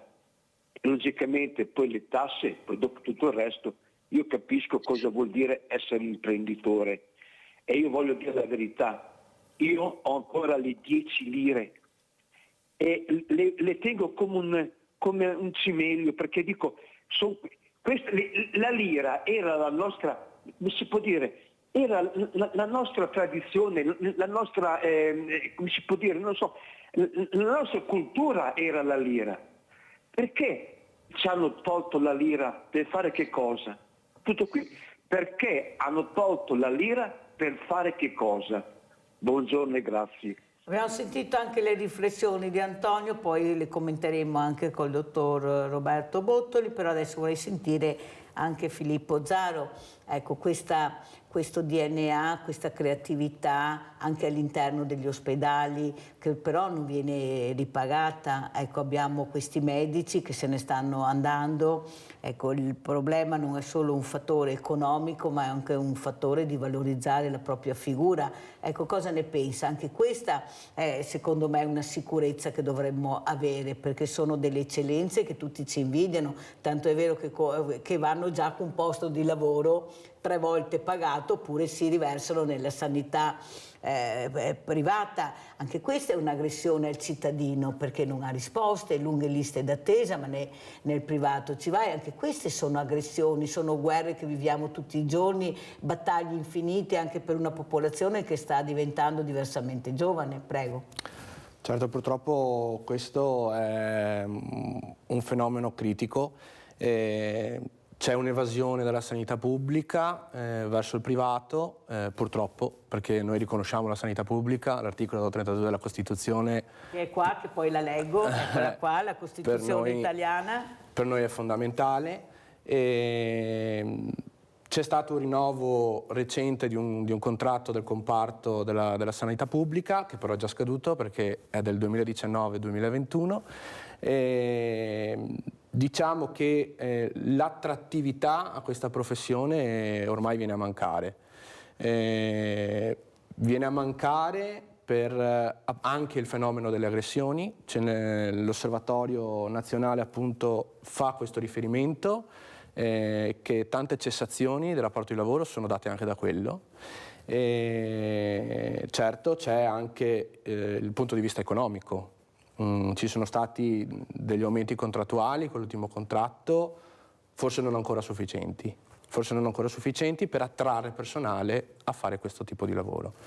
Allora, Zaro, lei è Federazione Italiana Autonomie Locali, una parola magica, noi vediamo quella che conosciamo di più, autonomia, 2232 giorni dal referendum. Cosa prevedono le autonomie locali che noi non sappiamo e che dobbiamo sapere? Sì, a dire il vero io mi occupo di sanità, però... Sempre di quello? Sì.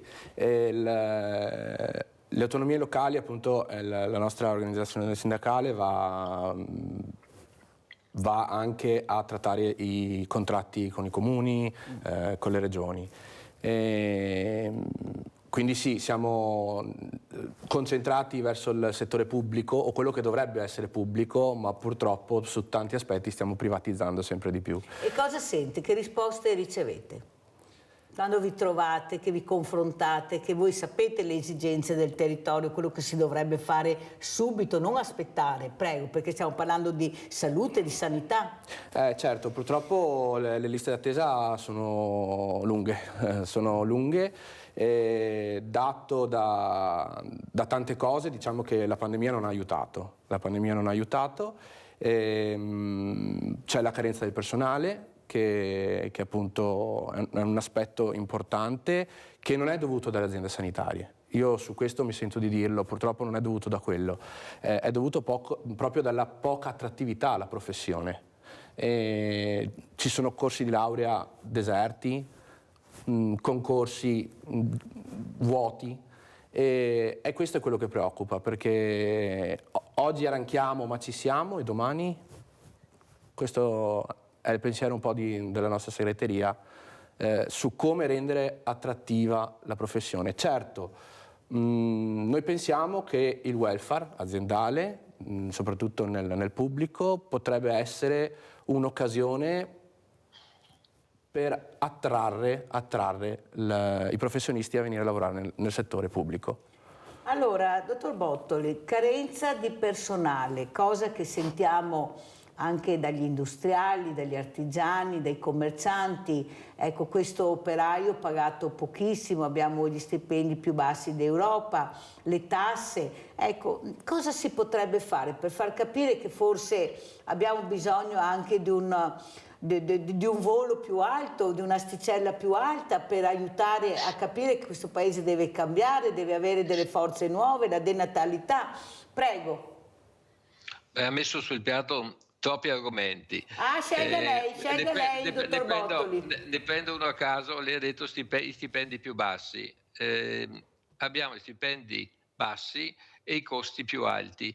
Quindi il problema base dell'industria italiana è quella. Dobbiamo competere perché l'Italia non è un'isola. Chiudessimo le frontiere, siamo i più bravi del mondo, avremmo un reddito pro capite come quello del Veneto in tutta Italia e saremmo la Svizzera di un tempo. Non lo siamo perché siamo in Europa, siamo nel mondo. Dobbiamo competere con il Bangladesh che ha il costo orario di 1,50 € all'ora e lì si sta spostando tutto il fastfoodismo del tessile già cinese, va in Vietnam, va in Bangladesh, va in quei paesi lì.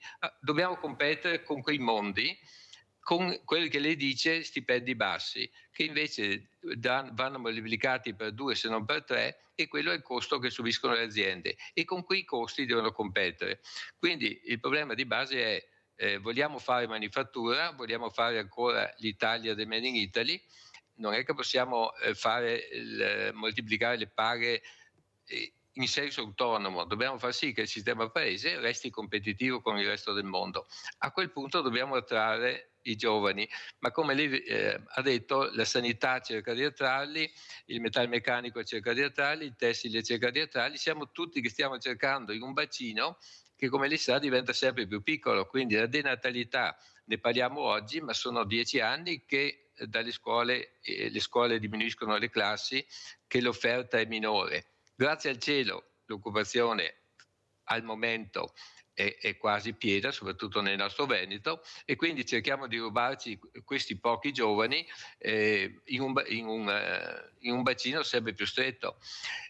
Il problema è che il numero non lo possiamo cambiare, dobbiamo cercare di non mandarli all'estero troppi, perché troppi giovani vanno all'estero dopo averli formati e dopo aver patito un costo a livello della comunità per la loro istruzione, quindi dobbiamo cercare di non portarli all'estero e a quel punto dobbiamo dire il manifatturiero in Italia è ancora importante, io dico di sì, è importantissimo, cerchiamo di far sì che abbia dignità. In questi anni, senza voler essere critico con i ministri dell'istruzione sono succeduti, abbiamo voluto una liceizzazione spinta, abbiamo indotto le famiglie a mandare i figli ai licei, all'università, eccetera, e abbiamo demonizzato quello che è il lavoro manuale, quello che è il lavoro professionale, quello che è il lavoro che si fa nelle fabbriche. Nelle fabbriche si fa il lavoro operaio, si fa il lavoro impiegatizio, si fa il lavoro assistente, si fa la creatività. In questi anni abbiamo messo questo tipo di attività in seconda categoria, come fosse meno importante del resto. Oggi partiamo di quello. Abbiamo sviato i giovani da quello che era il mondo della produzione, del mondo della creatività, eccetera. Stiamo pagando, dobbiamo cercare di invertire la rotta. Noi lo stiamo facendo a livello Veneto con il competente assessore, con l'associazione, con le nostre scuole che stanno riportando dei corsi tecnici professionali anche nel sistema moda e stiamo cercando di rimediare a quello che è stato una deriva dell'istruzione verso la parte liceale. Dottor Bottoli, però la formazione, come lei dice, si sapeva da 10 anni che avremmo avuto questi numeri, però non si è fatta formazione adeguata. Una volta i grandi industriali sapevano che la formazione era fondamentale, tanto è vero che c'era quello esperto che insegnava a lavorare un po' alla volta. Nelle scuole c'erano dei laboratori, si faceva qualcosa. Io entro in queste scuole, dottor Bottoli, e i laboratori sono diventati magazzini. Allora non possiamo dire che il ragazzo non è capace, non vuole fare, è perché non è stato accompagnato in un percorso educativo, anche di lavoro, per fare una formazione. Poi lui avrebbe scelto cosa fare, ma non è stata fatta. Noi chiudiamo la stalla quando i buoi sono scappati. Adesso è difficile a trovare questi numeri, anche perché questi ragazzi non hanno dei risultati positivi anche nelle scuole. Io ho docenti che dicono la scuola ha fallito, altri che dicono il valore della scuola è immenso, facciamo di tutto e di più, però noi non abbiamo i numeri per mettere questi ragazzi di fronte alla realtà. È un lavoro sicuro perché sono confusi, non lo sanno, hanno perso la manualità, ma è colpa dei giovani o forse qualcuno che doveva pensarci prima? Sentiamo Bottoli e poi sentiamo anche lei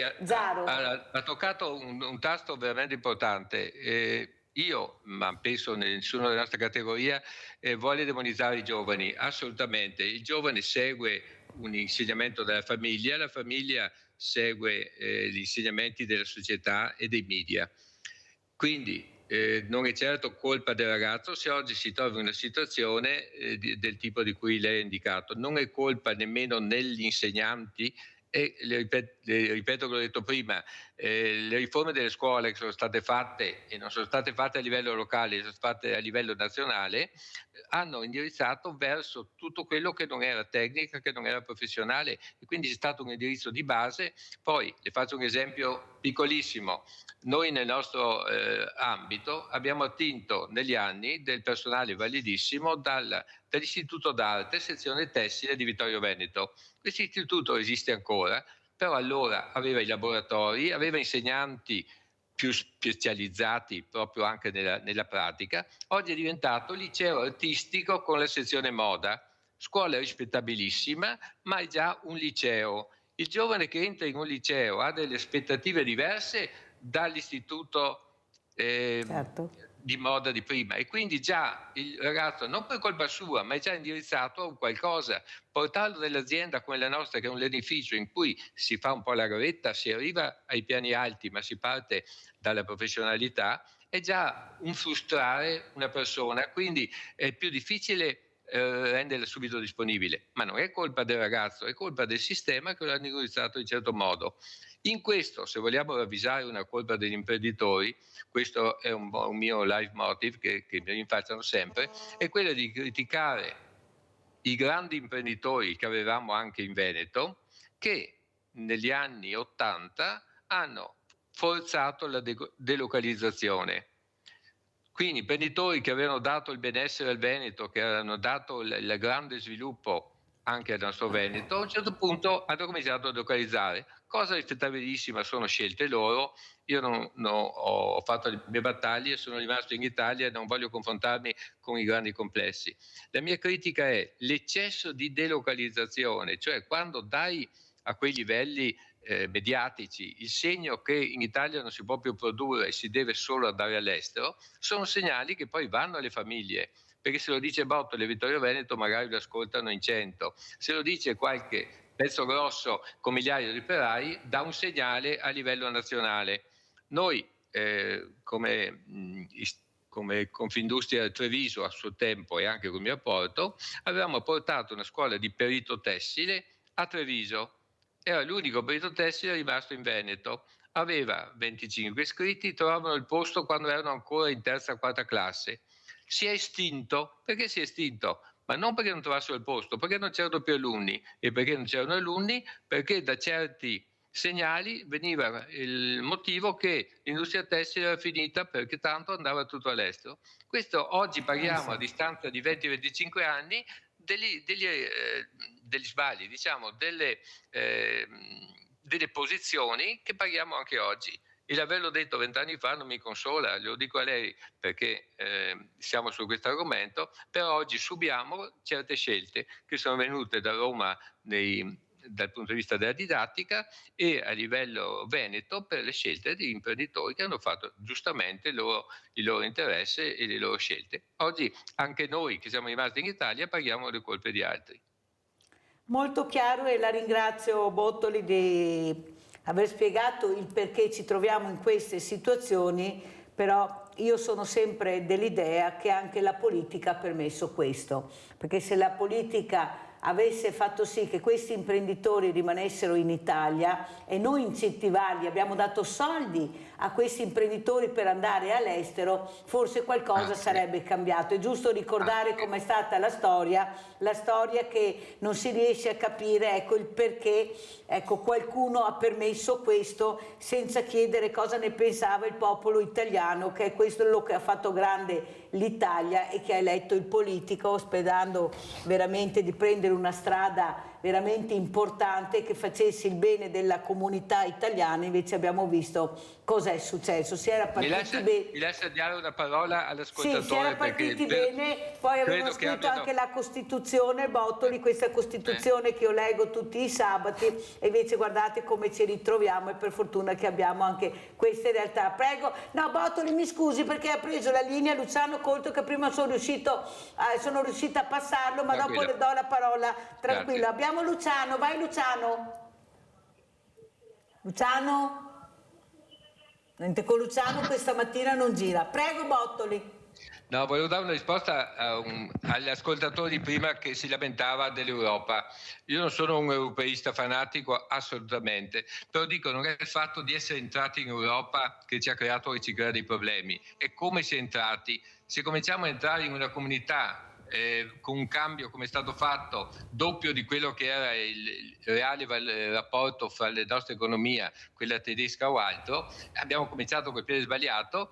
Dovevamo semplificare e unificare le situazioni nei paesi, e invece abbiamo politiche fiscali diverse, completamente diverso il sistema di istruzione, eccetera. Quindi non è il fatto, dico, di difendere o dire è stato giusto o sbagliato entrare nella comunità europea. È stato sbagliato il metodo e non sono state fatte quelle unificazioni che avrebbero fatto dell'Europa un grande continente. Siamo ancora un insieme di unità diverse che cercano di competere con altre parti del mondo che invece hanno internamente un'unità di intenti, e noi, come vede, nelle situazioni di difficoltà ogni paese va per conto suo e cerca di fare il suo piccolo interesse di bottega. Ecco, questo non per difendere né per denigrare l'Europa, è stata fatta male una cosa che poteva essere molto positiva anche per l'Italia.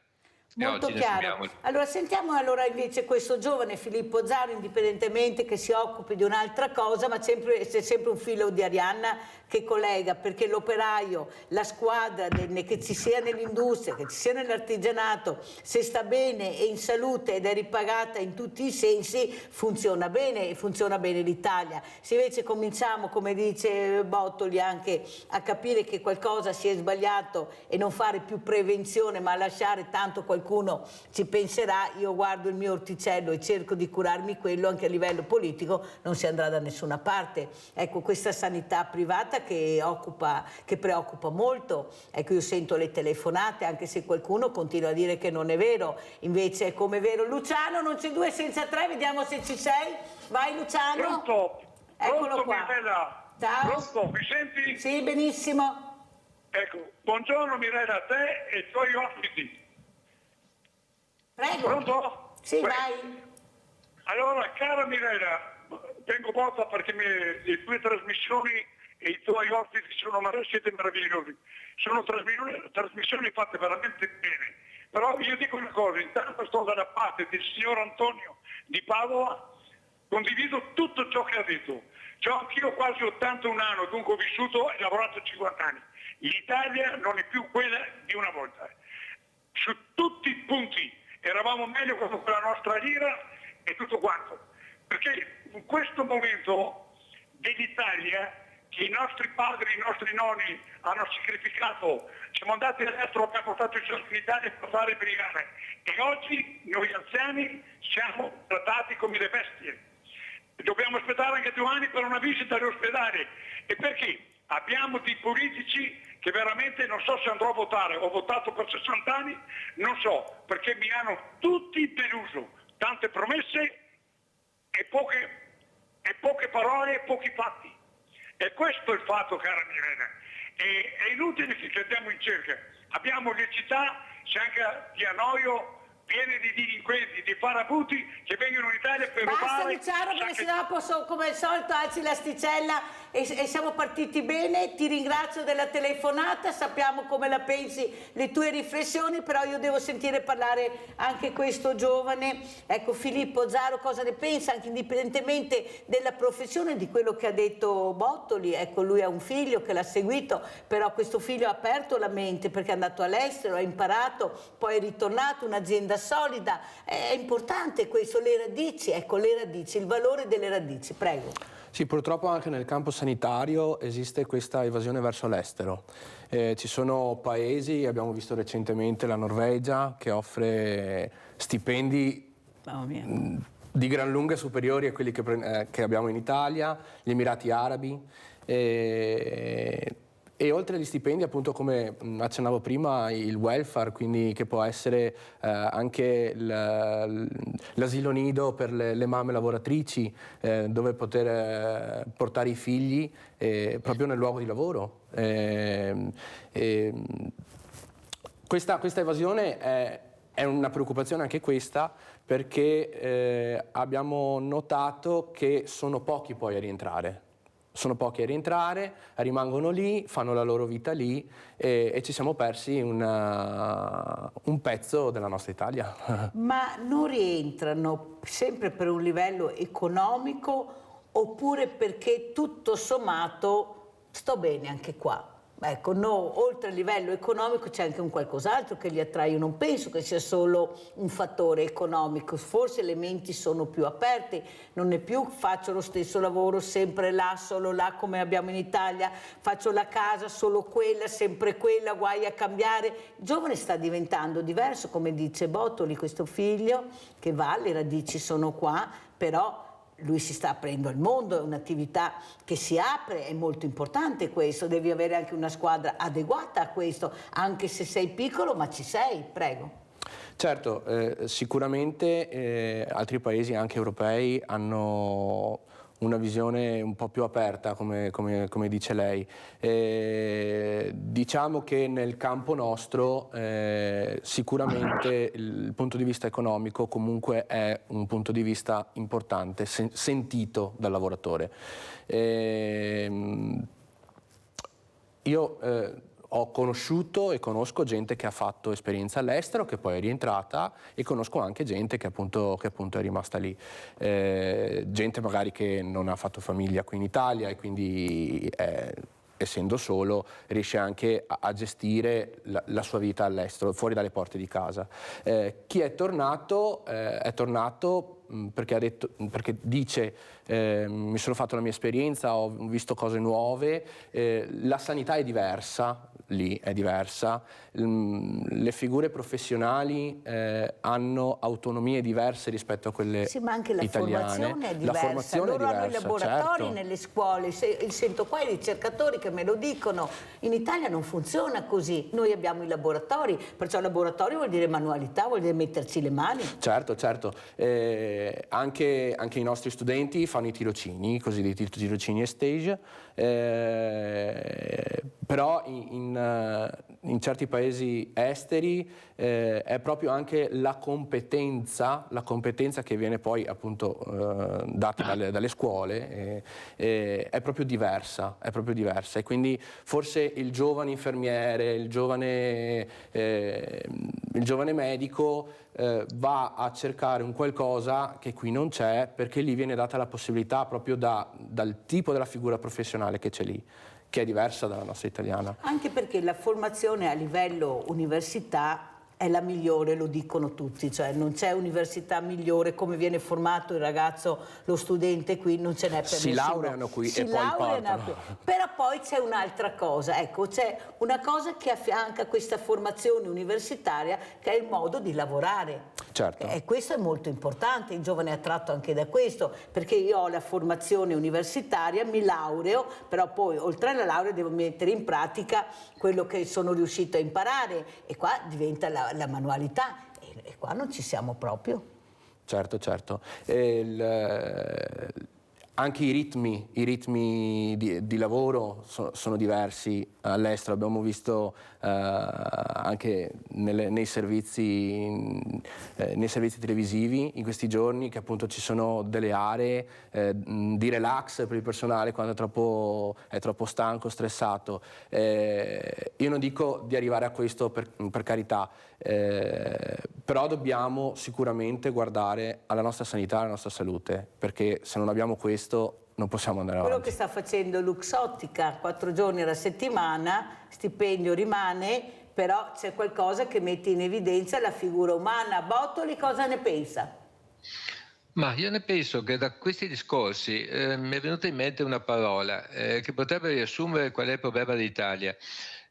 Potremmo dire che è la meritocrazia, cioè diciamo perché un giovane va all'estero per guadagnare di più, perché in Italia non riesce a guadagnare gli stessi soldi, perché queste attività fatte in Italia con i costi del sistema paese non rendono competitiva rispetto all'estero, come viene mediato con un sacrificio sulle retribuzioni. Quindi le aziende italiane dei vari settori per essere competitive devono essere più sacrificate nei salari, quindi il giovane giustamente dal suo punto di vista va a cercare retribuzione all'estero. Tutto il resto, quindi quello che è il clima di lavoro, l'orario di lavoro, è una questione un po' di cultura, ma è sempre legata al discorso della disponibilità, perché se un'azienda come Luxottica può permettersi di fare 4 turni lavorativi, poi è limitato a 20 settimane all'anno, quindi diciamo la cosa non è così impattante come sembra di primo acchito, è perché in quel settore lì è riuscita ad avere dei margini che le permettono di essere ciononostante competitiva. In altri settori come il tessile e l'abbigliamento, come altri settori, i margini sono talmente risicati che non è che uno perché si sveglia la mattina voglia lavorare i propri dipendenti 4 ore al giorno. Lo faremo tutti volentieri perché saremo tutti contenti, a cominciare dai titolari che invece di lavorare 12 ore al giorno lavorerebbero volentieri 8. A maggior ragione avremo piacere di fargli la sauna, la mensa e tutti i servizi che cerchiamo certamente di dare, ma limitatamente alle possibilità. Noi cerchiamo di fare un buon prodotto, di essere competitivi con il costo del sistema Italia che grava. Voglio aggiungere una cosa, se mi dà 30 secondi. C'è l'indagine che abbiamo letto in questi giorni della tristezza che c'è. Hanno chiesto agli italiani com'è il loro umore, com'è la loro prospettiva. C'è un'insoddisfazione generale, c'è una preoccupazione per il futuro e allora torno in ballo con la parola meritocrazia. Se cominciamo a dire che in Italia non c'è la meritocrazia perché gli insegnanti fanno carriera indipendentemente da se sono bravi, se sono cattivi, che i magistrati non possono essere giudicati se sono buoni o cattivi, che le regioni autonome possono perdere tutti i soldi che vogliono, tanto lo Stato ripiana. Quindi a tutti i livelli non c'è la meritocrazia.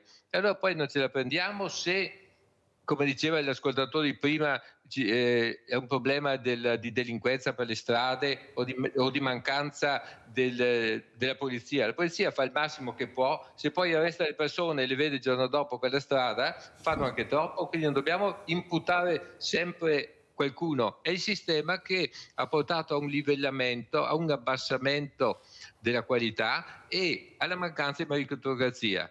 La parola che mi è venuta in mente appunto in questa discussione è il ripristino della meritocrazia riporterebbe ad aumentare il livello di tutto, dalle prestazioni sanitarie, delle prestazioni delle forze dell'ordine, delle prestazioni della magistratura, delle prestazioni dei nostri collaboratori. Se c'è una parola che può condensare cosa possiamo fare per migliorare l'Italia, credo sia questa. Prima di lasciarla, dottor Bottoli, io vorrei anche un suo pensiero su quella che è la sicurezza sul lavoro. Questi morti incredibili, numeri veramente importanti, ecco questa macchina che all'improvviso, se non sei molto accorto, può veramente provocare veramente delle morti incredibili. E questa superficialità anche di qualcuno, ecco, di pensare che si può fare tutto e di più senza avere le accortezze che può capitare anche a me. Ecco, cosa vuole dire lei sulla sicurezza sul lavoro, Bottoli? Ma io le dico che è una cosa importantissima perché tutti ci teniamo e credo che nessun imprenditore imprenditore serio sia estraneo al fare il massimo per la sicurezza. Dobbiamo però pensare a questo: intanto non farci esaltare dei numeri, perché se li guardiamo non è che i numeri siano peggiori, anzi c'è una riduzione percentuale del numero di infortuni. E poi bisogna fare attenzione a una cosa, che questa multietnia che sta entrando nelle aziende, non tanto nella nostra ma quanto nell'edilizia e in altri settori, crea grossissime difficoltà. Parlavo con il direttore generale della Marzotto poco tempo fa, mi diceva che hanno all'interno della Marzotto 26 lingue diverse. Nell'edilizia li sa che il personale è di nature più varie. Avere nelle aziende queste lingue non è che sia una cosa da poco, perché nella comunicazione, nell'istruzione del personale, nelle disposizioni di lavoro, il fatto di non comprendersi bene è una fonte di rischio, quindi è un settore da non sottovalutare, perché portare è indispensabile per certi settori il personale di tutte le etnie, però questo creerà seri problemi, e credo che la maggior parte dei infortuni, che come lei ben sa sono soprattutto nell'edilizia, non sia estranea a questa problematica. Quindi massima attenzione, ma andiamo a cercare il perché per come. E quindi quando c'è un'entrata nel mercato di lavoro di personale di bassissima scolarità e specializzazione, gli infortuni sul lavoro chiaramente ne risentono. Grazie a Roberto Bottoli, presidente dell'Anificio Bottoli, grazie anche al figlio Ettore, questa grande impresa, un fiore all'occhiello per il nostro territorio, per l'Italia. Veramente grazie anche di essere stato con noi. Mi lasci dire che è un fiore all'occhiello non tanto per quello che è, ma per il prodotto che fa e per il fatto di poterlo ancora fare nel territorio veneto, partendo addirittura dalle lane italiane e portando nel mondo un'immagine proprio prettamente di italianità e del saper fare veneto, nei tessuti, nell'arredamento, nell'arredocasa, eccetera. Il valore è l'italianità. Grazie a Roberto Bottoli. Allora, sicurezza anche negli ospedali, ecco, questi macchinari sempre più complicati, difficili, sale operatorie, ecco, cosa ci vuole dire? Allora, nel mondo sanitario appunto ci sono tante cose da considerare nella sicurezza nel lavoro. Basti pensare a rischio radiologico, okay? Rischio chimico, rischio biologico, ma il rischio di aggressioni, appunto il tema di oggi, che appunto, come dicevo prima, in aumento e di difficile contenere, perché noi abbiamo anche paura di segnalare, di denunciare. Tanto è vero che sono stati rimessi presidi anche della polizia all'interno dei pronti soccorsi, come una volta, che erano spariti proprio per queste aggressioni che ci sono Esattamente, state. purtroppo non su tutti, devo dire, ma su quelli che hanno numeri più importanti. Sono state messe le guardie giurate particolari, che comunque è una guardia necessaria per nel controllo degli accessi, dei varchi, dei corridoi. Tanto che prima menzionavo la legge 113 del 2020, prevede comunque dei protocolli operativi con le forze di polizia, prevedono delle sanzioni amministrative oltre che inasprimento delle pene. La Regione Veneto ha attivato nel 2022 insieme alla Fondazione Scuola di Sanità Pubblica e l'Azienda Zero su corsi di formazione al personale sulla prevenzione alle aggressioni al personale sanitario. Questa cosa è stata molto sentita dai lavoratori, è piaciuta, però quello che chiedono è maggiore presenza appunto delle forze di polizia e maggiore presenza anche delle aziende nel momento in cui purtroppo il caso deve andare nelle aule di tribunale. Chiedendo appunto ai nostri lavoratori cos'è che ti frena fare una denuncia, rendere pubblico ciò che è successo, perché è una cosa importante, è proprio questo, è dire difendermi mi costa e io singolo faccio poca paura, e quindi quello che chiediamo noi è che le aziende si presentano come parte civile all'interno dei processi. Esatto. Un'azienda fa più paura, anche perché voglio ricordare che nel momento in cui un lavoratore viene aggredito, al di là che anche l'azienda subisce un danno economico, perché comunque c'è un infortunio, c'è un'assenza che bisogna sostituire, del numero, già sono mancanza del numero, esatto, ma soprattutto c'è un'interruzione di pubblico servizio. Certo. E quindi l'azienda deve essere chiamata in causa nei processi giudiziari, proprio per difendere il proprio lavoratore. E con queste parole ringraziamo anche Filippo Zaro, dirigente sindacale Federazione Italiana Autonomie Locali e Sanità Segreteria. Grazie anche a Filippo Zaro, grazie a Roberto Bottoli. Pubblicità.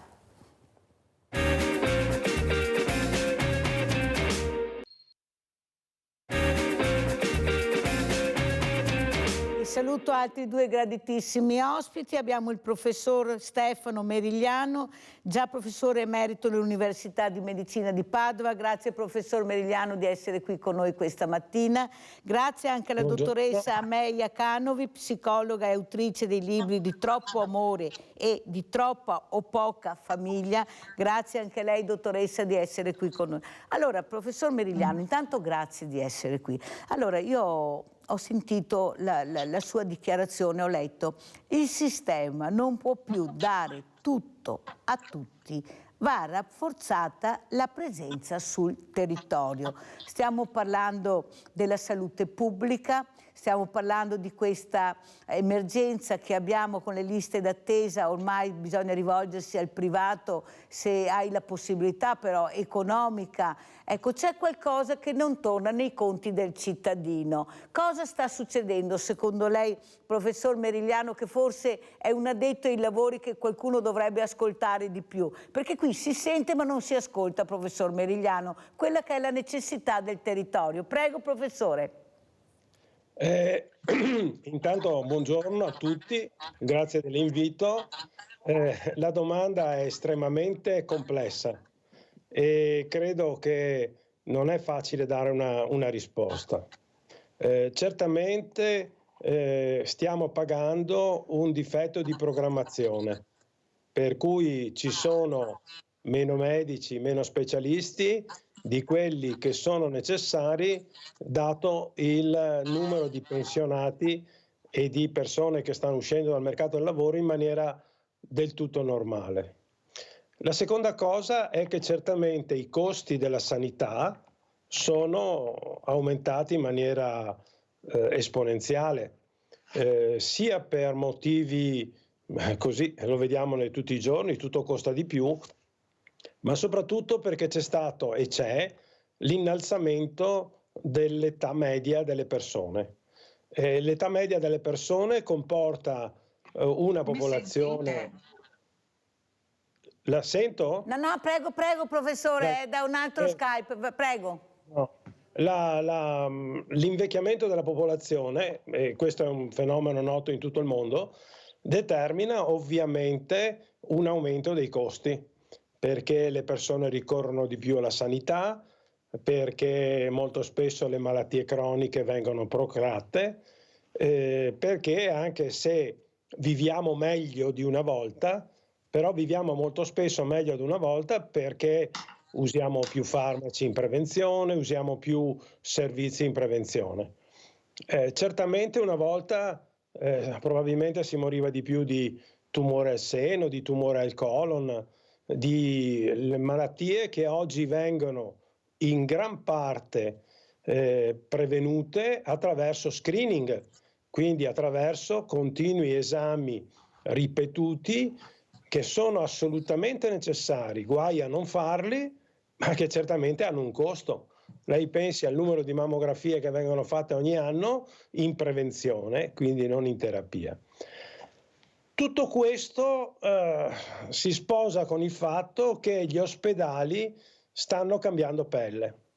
Gli ospedali dovrebbero diventare un grande centro per acuti e quindi dovrebbe in qualche maniera la sanità di base spostarsi verso il territorio. È più facile andare a fare un prelievo a casa di un paziente anziano, sarebbe più facile e anche per la sanità, ma anche per il paziente, essere visitato o a casa o in un ambulatorio vicino a casa se ha una semplice bronchite, se ha delle 5 linee di febbre, se il bambino ha un po' di diarrea o un po' di bronchite, sarebbe più opportuno che ci fosse un posto a livello territoriale senza sovraccaricare gli ospedali. Professore, mi scusi se faccio questa parentesi, però lei ha parlato di programmazione che non è stata fatta o non è stata fatta a sufficienza e in modo trasparente. Ma si sapeva, professore, io non ci credo che non sapessero che saremmo arrivati a questo punto, proprio non ci credo. Io sono convinta che avevano pianificato, ecco, visto che dall'America abbiamo copiato il peggio, i centri commerciali, ecco, invece di copiare tantissime altre cose che sono molto più avanti di noi e che avrebbero portato beneficio alla collettività, noi continuiamo a parlare di una sanità privata che sta galoppando nel silenzio assordante di quella politica che dovrebbe prendere le contromisure, ma anche perché il grande intervento lo devi fare nel pubblico, non lo fai nel privato. E allora come la mettiamo? C'è qualcuno che aveva altri interessi? Questo lo dico io, professore, ci mancherebbe che lo dicesse lei, però questo è il risultato, una popolazione che invecchia con tantissime patologie e non c'è il supporto, e se sei protetta economicamente sono affari tuoi. Poi passiamo anche alla dottoressa Canovi. Prego, professore. Ma bisogna distinguere molte cose. La programmazione si poteva fare, si sapeva, non è stata fatta per motivi economici, perché negli anni 5, 6, 7 anni fa, quando bisognava, in previsione dei pensionamenti, tenga presente che quindi lei deve avere almeno 8-9 anni davanti e quindi 8-9 anni fa, crisi economiche, taglio dei bilanci, eccetera, alle università sono state date indicazioni e sono date risorse per fare meno medici e meno specialisti. Il numero dei medici viene deciso a livello ministeriale, il numero degli specialisti richiede delle borse di studio e viene fatto a livello ministeriale. Quindi la programmazione, secondo me, è stata fatta male perché in quel momento c'erano delle necessità economiche e non si è guardato al futuro, come molto spesso succede in Italia. Si ragiona sull'oggi e non si ragiona sul domani. Grazie professore, chiarissimo, la ringrazio per queste parole perché penso che sia anche il pensiero di molti italiani, questo purtroppo. Allora, dottoressa, ecco, come commenta? Perché vogliamo sapere anche il commento, sia poi parleremo della psicologa e della scrittrice, ma soprattutto delle parole di questo professore che si sapeva e purtroppo si è andati da un'altra parte, come succede spesso in Italia. Prego, dottoressa Canovi. Canovi, grazie intanto dell'invito nel mio amato Veneto. Sì, io credo che manchi proprio uno sguardo lungimirante, credo che siamo un po' ammalati di consapevolezza. Abbiamo un difetto di vista, non riusciamo a essere obiettivi sui bisogni.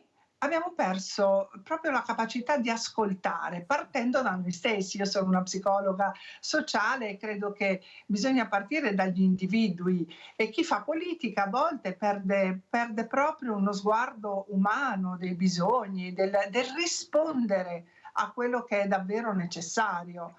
E quindi non si riesce a programmare, non si riesce a ragionare in un'ottica di necessità.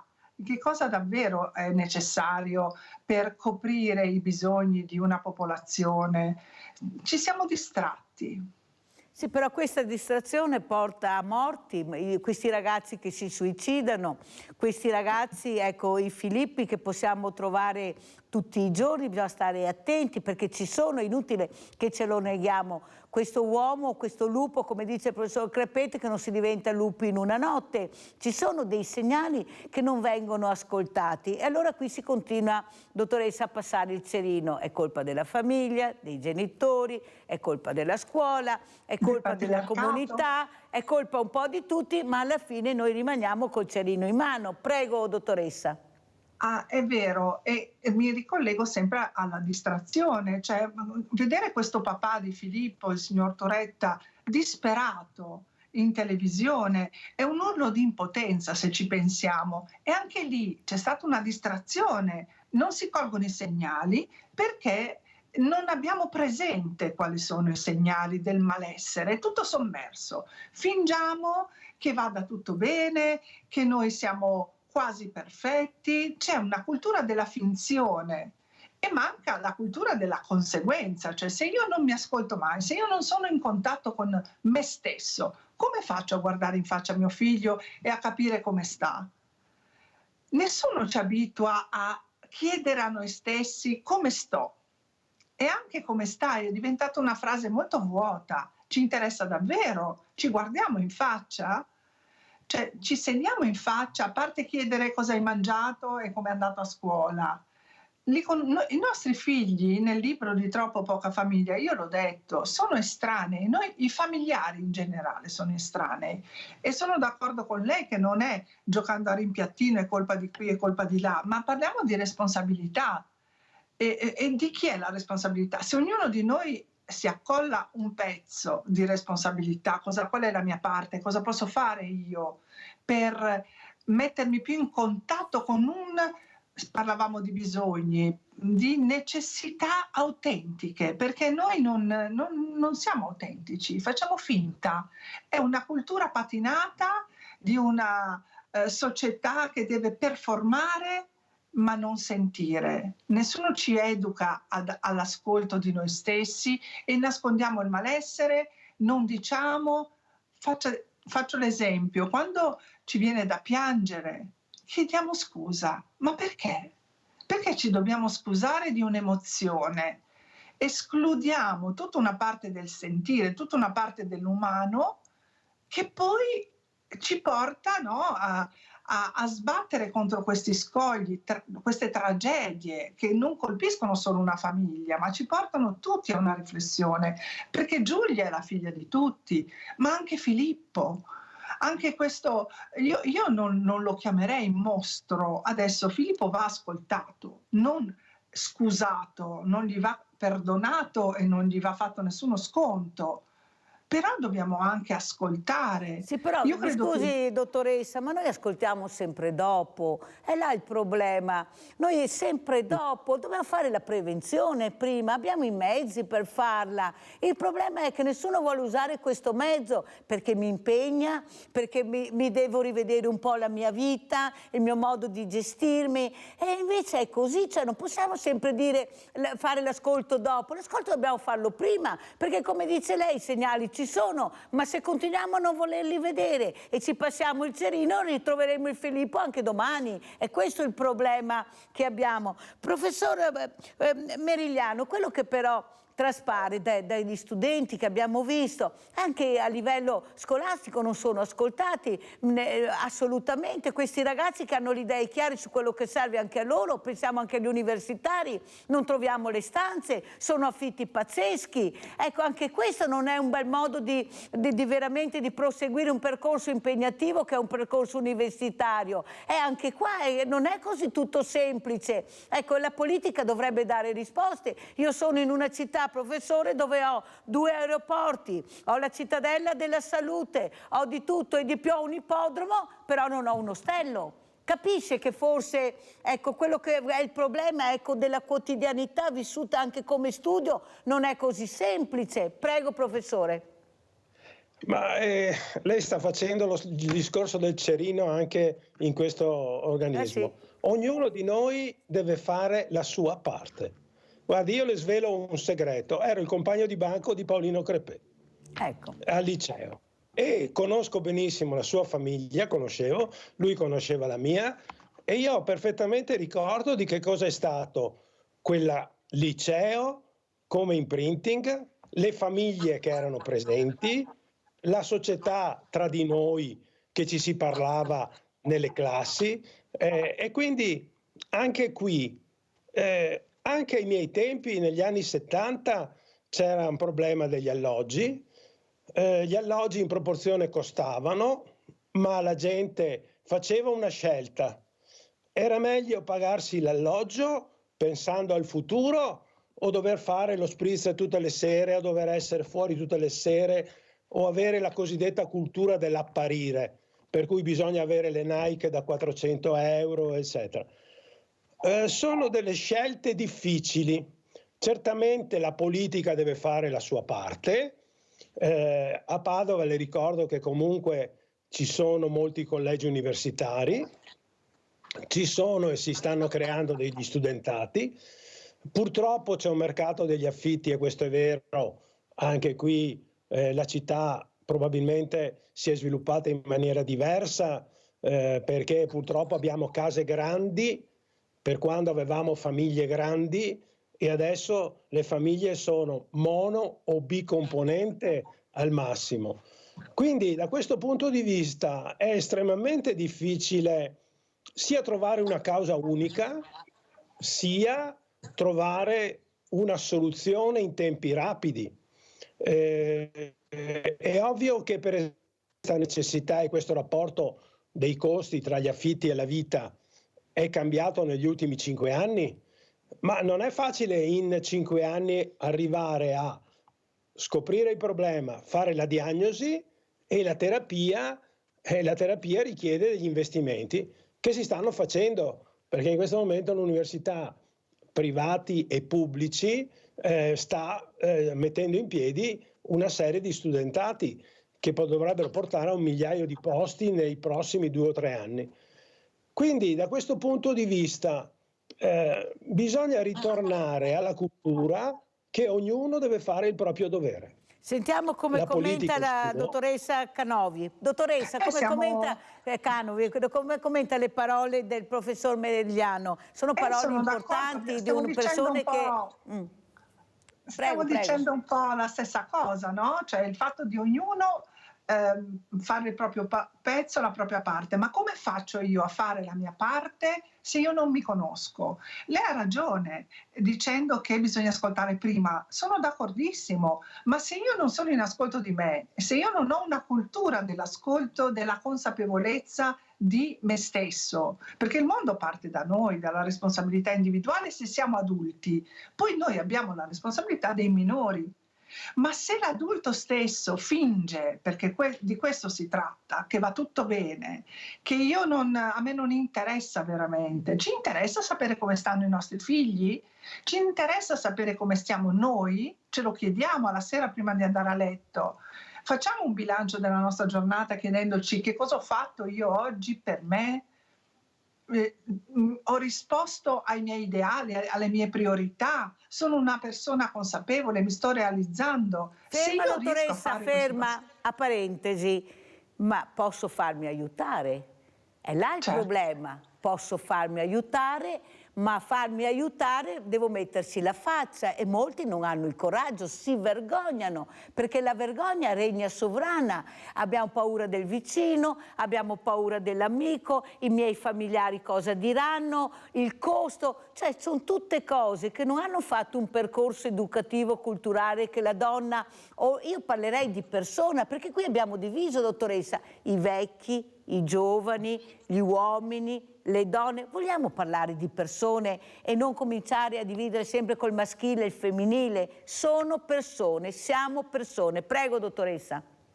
Sì, ha proprio ragione. Siamo persone e il fatto però dopo la pandemia la psicologia ha assunto un'altra tinta, cioè le persone si sono sentite un po' più in diritto di chiedere aiuto, non ci si vergogna così tanto, ma ancora sì. Però adesso con la possibilità di lavoro online, io lavoro online in tutto il mondo, non si esce di casa e non si fa vedere che vai dallo psicologo, c'è più una riservatezza in questo, ma non lo si dice.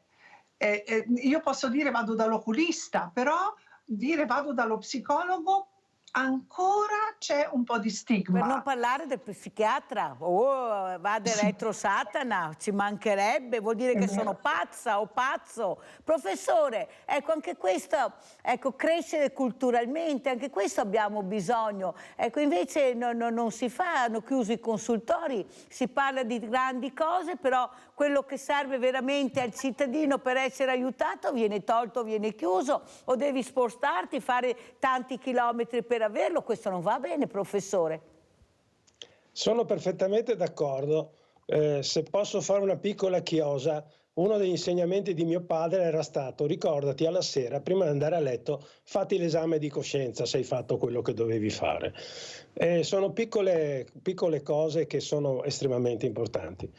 Da questo punto di vista, peraltro, purtroppo ormai non insegno più, ma fino all'anno scorso ho cercato disperatamente di passare ai miei studenti un messaggio. L'uomo è prima di tutti un uomo e il medico è prima di tutto un medico, molto spesso dell'anima. Sapesse quanti pazienti vengono? Sì, hanno problemi, hanno disturbi, hanno sintomi, ma poi se lei ha tempo di entrare in empatia con questi pazienti, scopre che dietro ci sono problemi familiari, ci sono problemi sociali, ci sono problemi ambientali. Ed è una delle cose che più mi spaventano della cosiddetta tecnologia medica, l'intelligenza artificiale, la telemedicina, tutto questo tecnocratismo della medicina. Perché certamente io ho fatto il chirurgo negli anni che hanno visto nascere la laparoscopia, le chirurgie mini-invasiva, le tecnologie multimediali con il rapporto tra chirurgo e radioterapista nella cura dei tumori. Quindi lungi da me da non dire che la tecnologia ha cambiato radicalmente e ci ha permesso di, non dico guarire, ma di migliorare la sopravvivenza in decine e decine di malattie. Ma non bisogna dimenticarsi che il medico deve entrare in empatia con il paziente, e proprio perché molte volte sono perfettamente d'accordo, sembra strano, uno va dal cardiologo, va dall'oncologo, c'è questa apertura sui social che tutti dichiarano il tumore di qua o il tumore di là, ma se la malattia è mentale, chissà perché non deve esistere, non si deve parlare. È un problema come un altro, non come un altro magari in un certo modo, ma è certamente una malattia, c'ha degli specialisti e quindi bisogna, molto spesso chi incontra per la prima volta un paziente e si rende conto che ha bisogno di un supporto, molte volte un supporto psicologico, è importante che lo segnali al paziente, è importante che in qualche modo cerchi di indirizzarlo. E certamente qui invece la tecnologia, come diceva la dottoressa, le visite, qui sì, una chat può essere utile, anche se io ho imparato negli anni a leggere il linguaggio del corpo. In questo momento lei vede la mia faccia, lei vede il mio busto, ma non vede se ho le mani che si stanno agitando, se sono nervoso, se è in sedia a rotelle, se è in sedia a rotelle, parliamo. E quindi anche qui a volte poter avere vicino il paziente è importante. Allora andiamo a vedere anche, perché sennò non ce la faccio, questi video che ci ha portato la dottoressa, perché sono veramente importanti. Allora andiamo a vedere Io non sono migliore.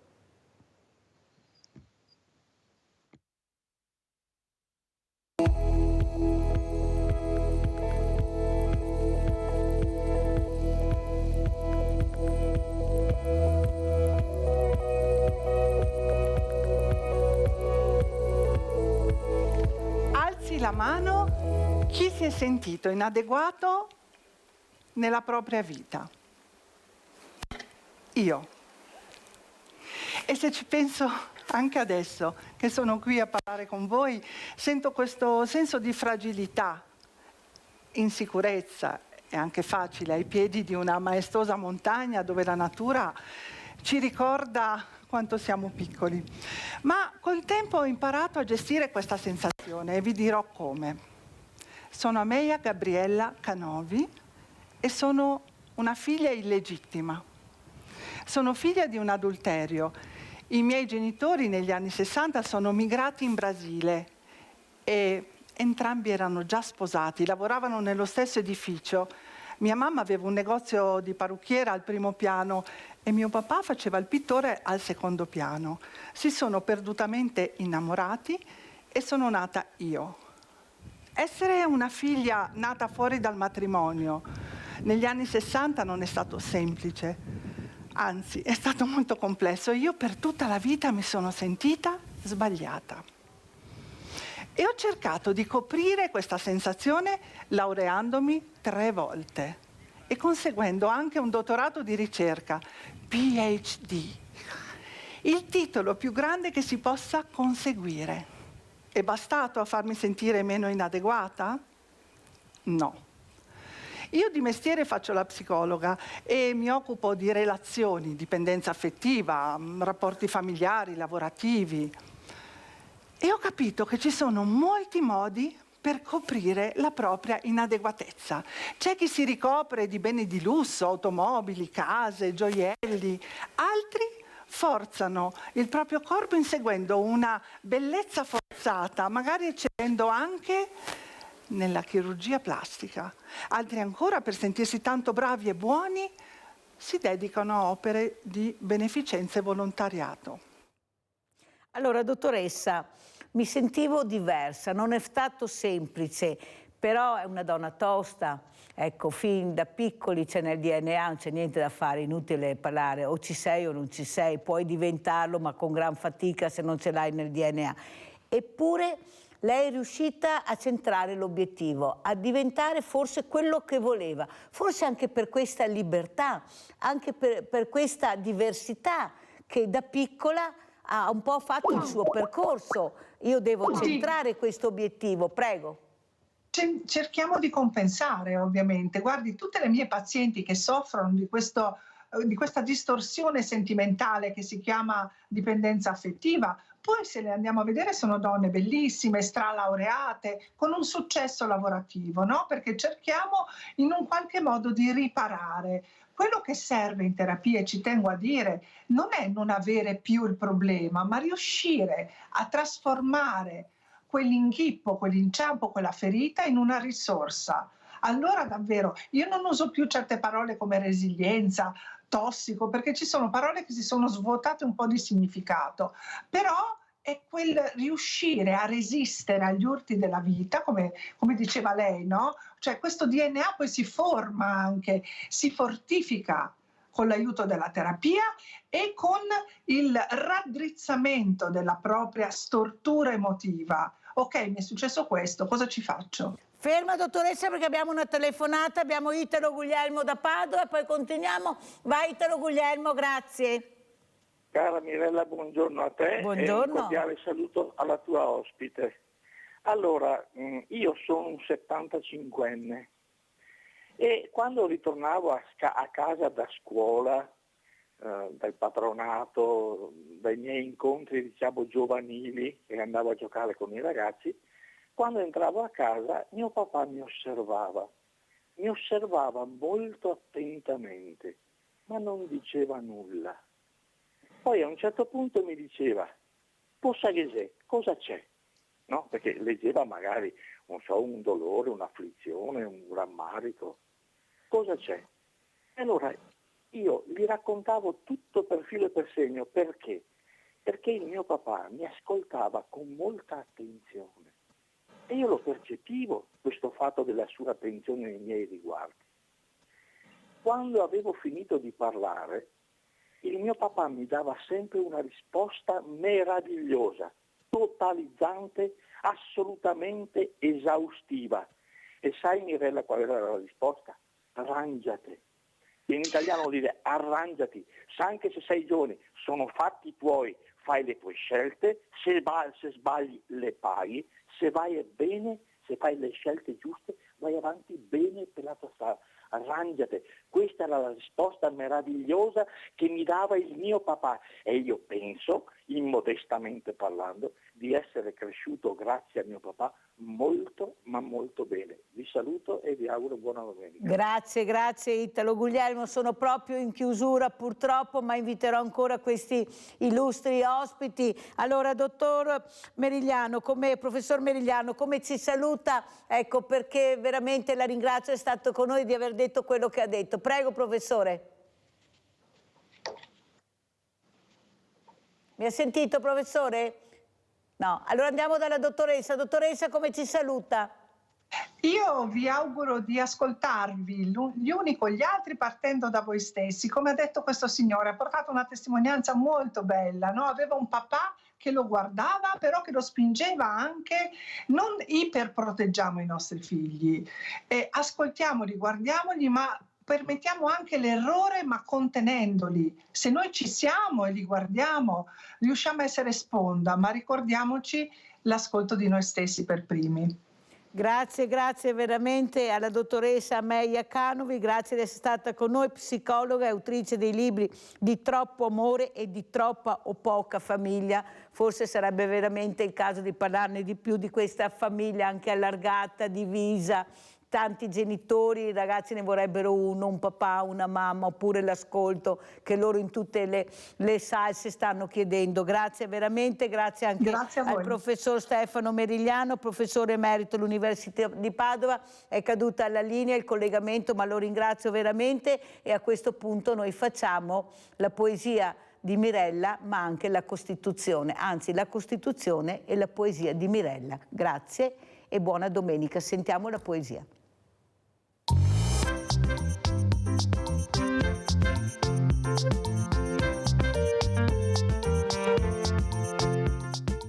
E dopo questa bella chiacchierata con Lorenzo Bernardi, detto Lollo, allenatore di pallavolo, il dottor Marco Agostini, sindaco di Mestrino, Filippo Zaro, dirigente sindacale FIAT provinciale di Treviso, Roberto Bottoli, presidente Lanificio Bottoli, professor Stefano Merigliano, professore emerito all'Università di Padova, e la dottoressa Amelia Canovi, psicologa e autrice dei libri Di troppo amore e Di troppa o poca famiglia. Andiamo a leggere la posta di Mirella. Allora, io inizierei con la Costituzione. Qualcuno dirà, Mirella, mi non va a combattere. No, dovete andare a combattere, perché l'ha scritta per noi altri, per tutti noi altri. Ed è giusto sapere, dovete imparare a conoscere, ad ascoltare, perché quando una cosa riguarda tutti noi, dobbiamo ascoltare e capire. Allora, leggiamo l'articolo 51. Tutti i cittadini dell'uno o dell'altro sesso possono accedere agli uffici pubblici e alle cariche elettive in condizioni di eguaglianza, secondo i requisiti stabiliti dalla legge e tutti i numeri. A tale fine la Repubblica promuove con appositi provvedimenti le pari opportunità tra donne e uomini. La legge può, per l'ammissione ai pubblici uffici e alle cariche elettive, parificare i cittadini gli italiani non appartenenti alla Repubblica. Chiaro? Chi è chiamato a funzioni pubbliche elettive ha il diritto di disporre del tempo necessario al loro adempimento e di conservare il suo posto di lavoro. Chiaro? Articolo 52. La difesa della patria è sacro dovere del cittadino. Il servizio militare è obbligatorio nei limiti e modi stabiliti dalla legge. Il suo adempimento non pregiudica la posizione di lavoro del cittadino, né l'esercizio dei diritti politici. L'ordinamento delle forze armate si informa allo spirito democratico della Repubblica. Ho letto questo anche perché molti chiedono ripristiniamo il servizio militare. Qualcuno altro dice anche no, però questo è quello che dice la Costituzione. Però adesso vorrei chiudere questa mattinata con questa lettera struggente di Elena Cecchettin, dedicata all'amata Giulia, questa sorella, che questa assenza le provoca un dolore lacinante, però è ora di guardare in faccia la realtà. Sentiamo cosa scrive Elena Cecchettin all'amata sorella Giulia. Questa casa, che fino a poco più di un anno fa era troppo piccola, ora sembra così vuota, così grande e spenta. Così il vuoto che mi porto dentro per la tua assenza. Così il vuoto di quando ti cerco per raccontarti di quello che mi succede, dimenticandomi che non ci sei più. Così grande, così incolmabile il vuoto che la tua assenza lascia dentro di me.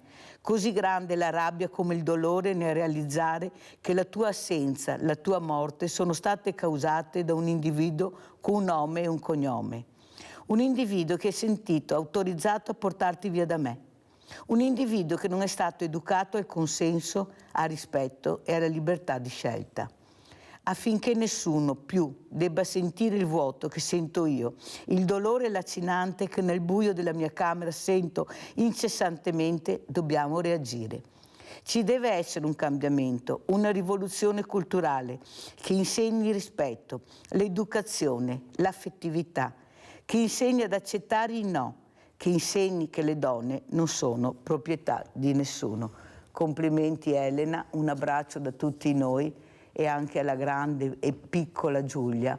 Grazie, grazie e riflettete a casa su questa lettera che ho letto. Ciao, buona domenica.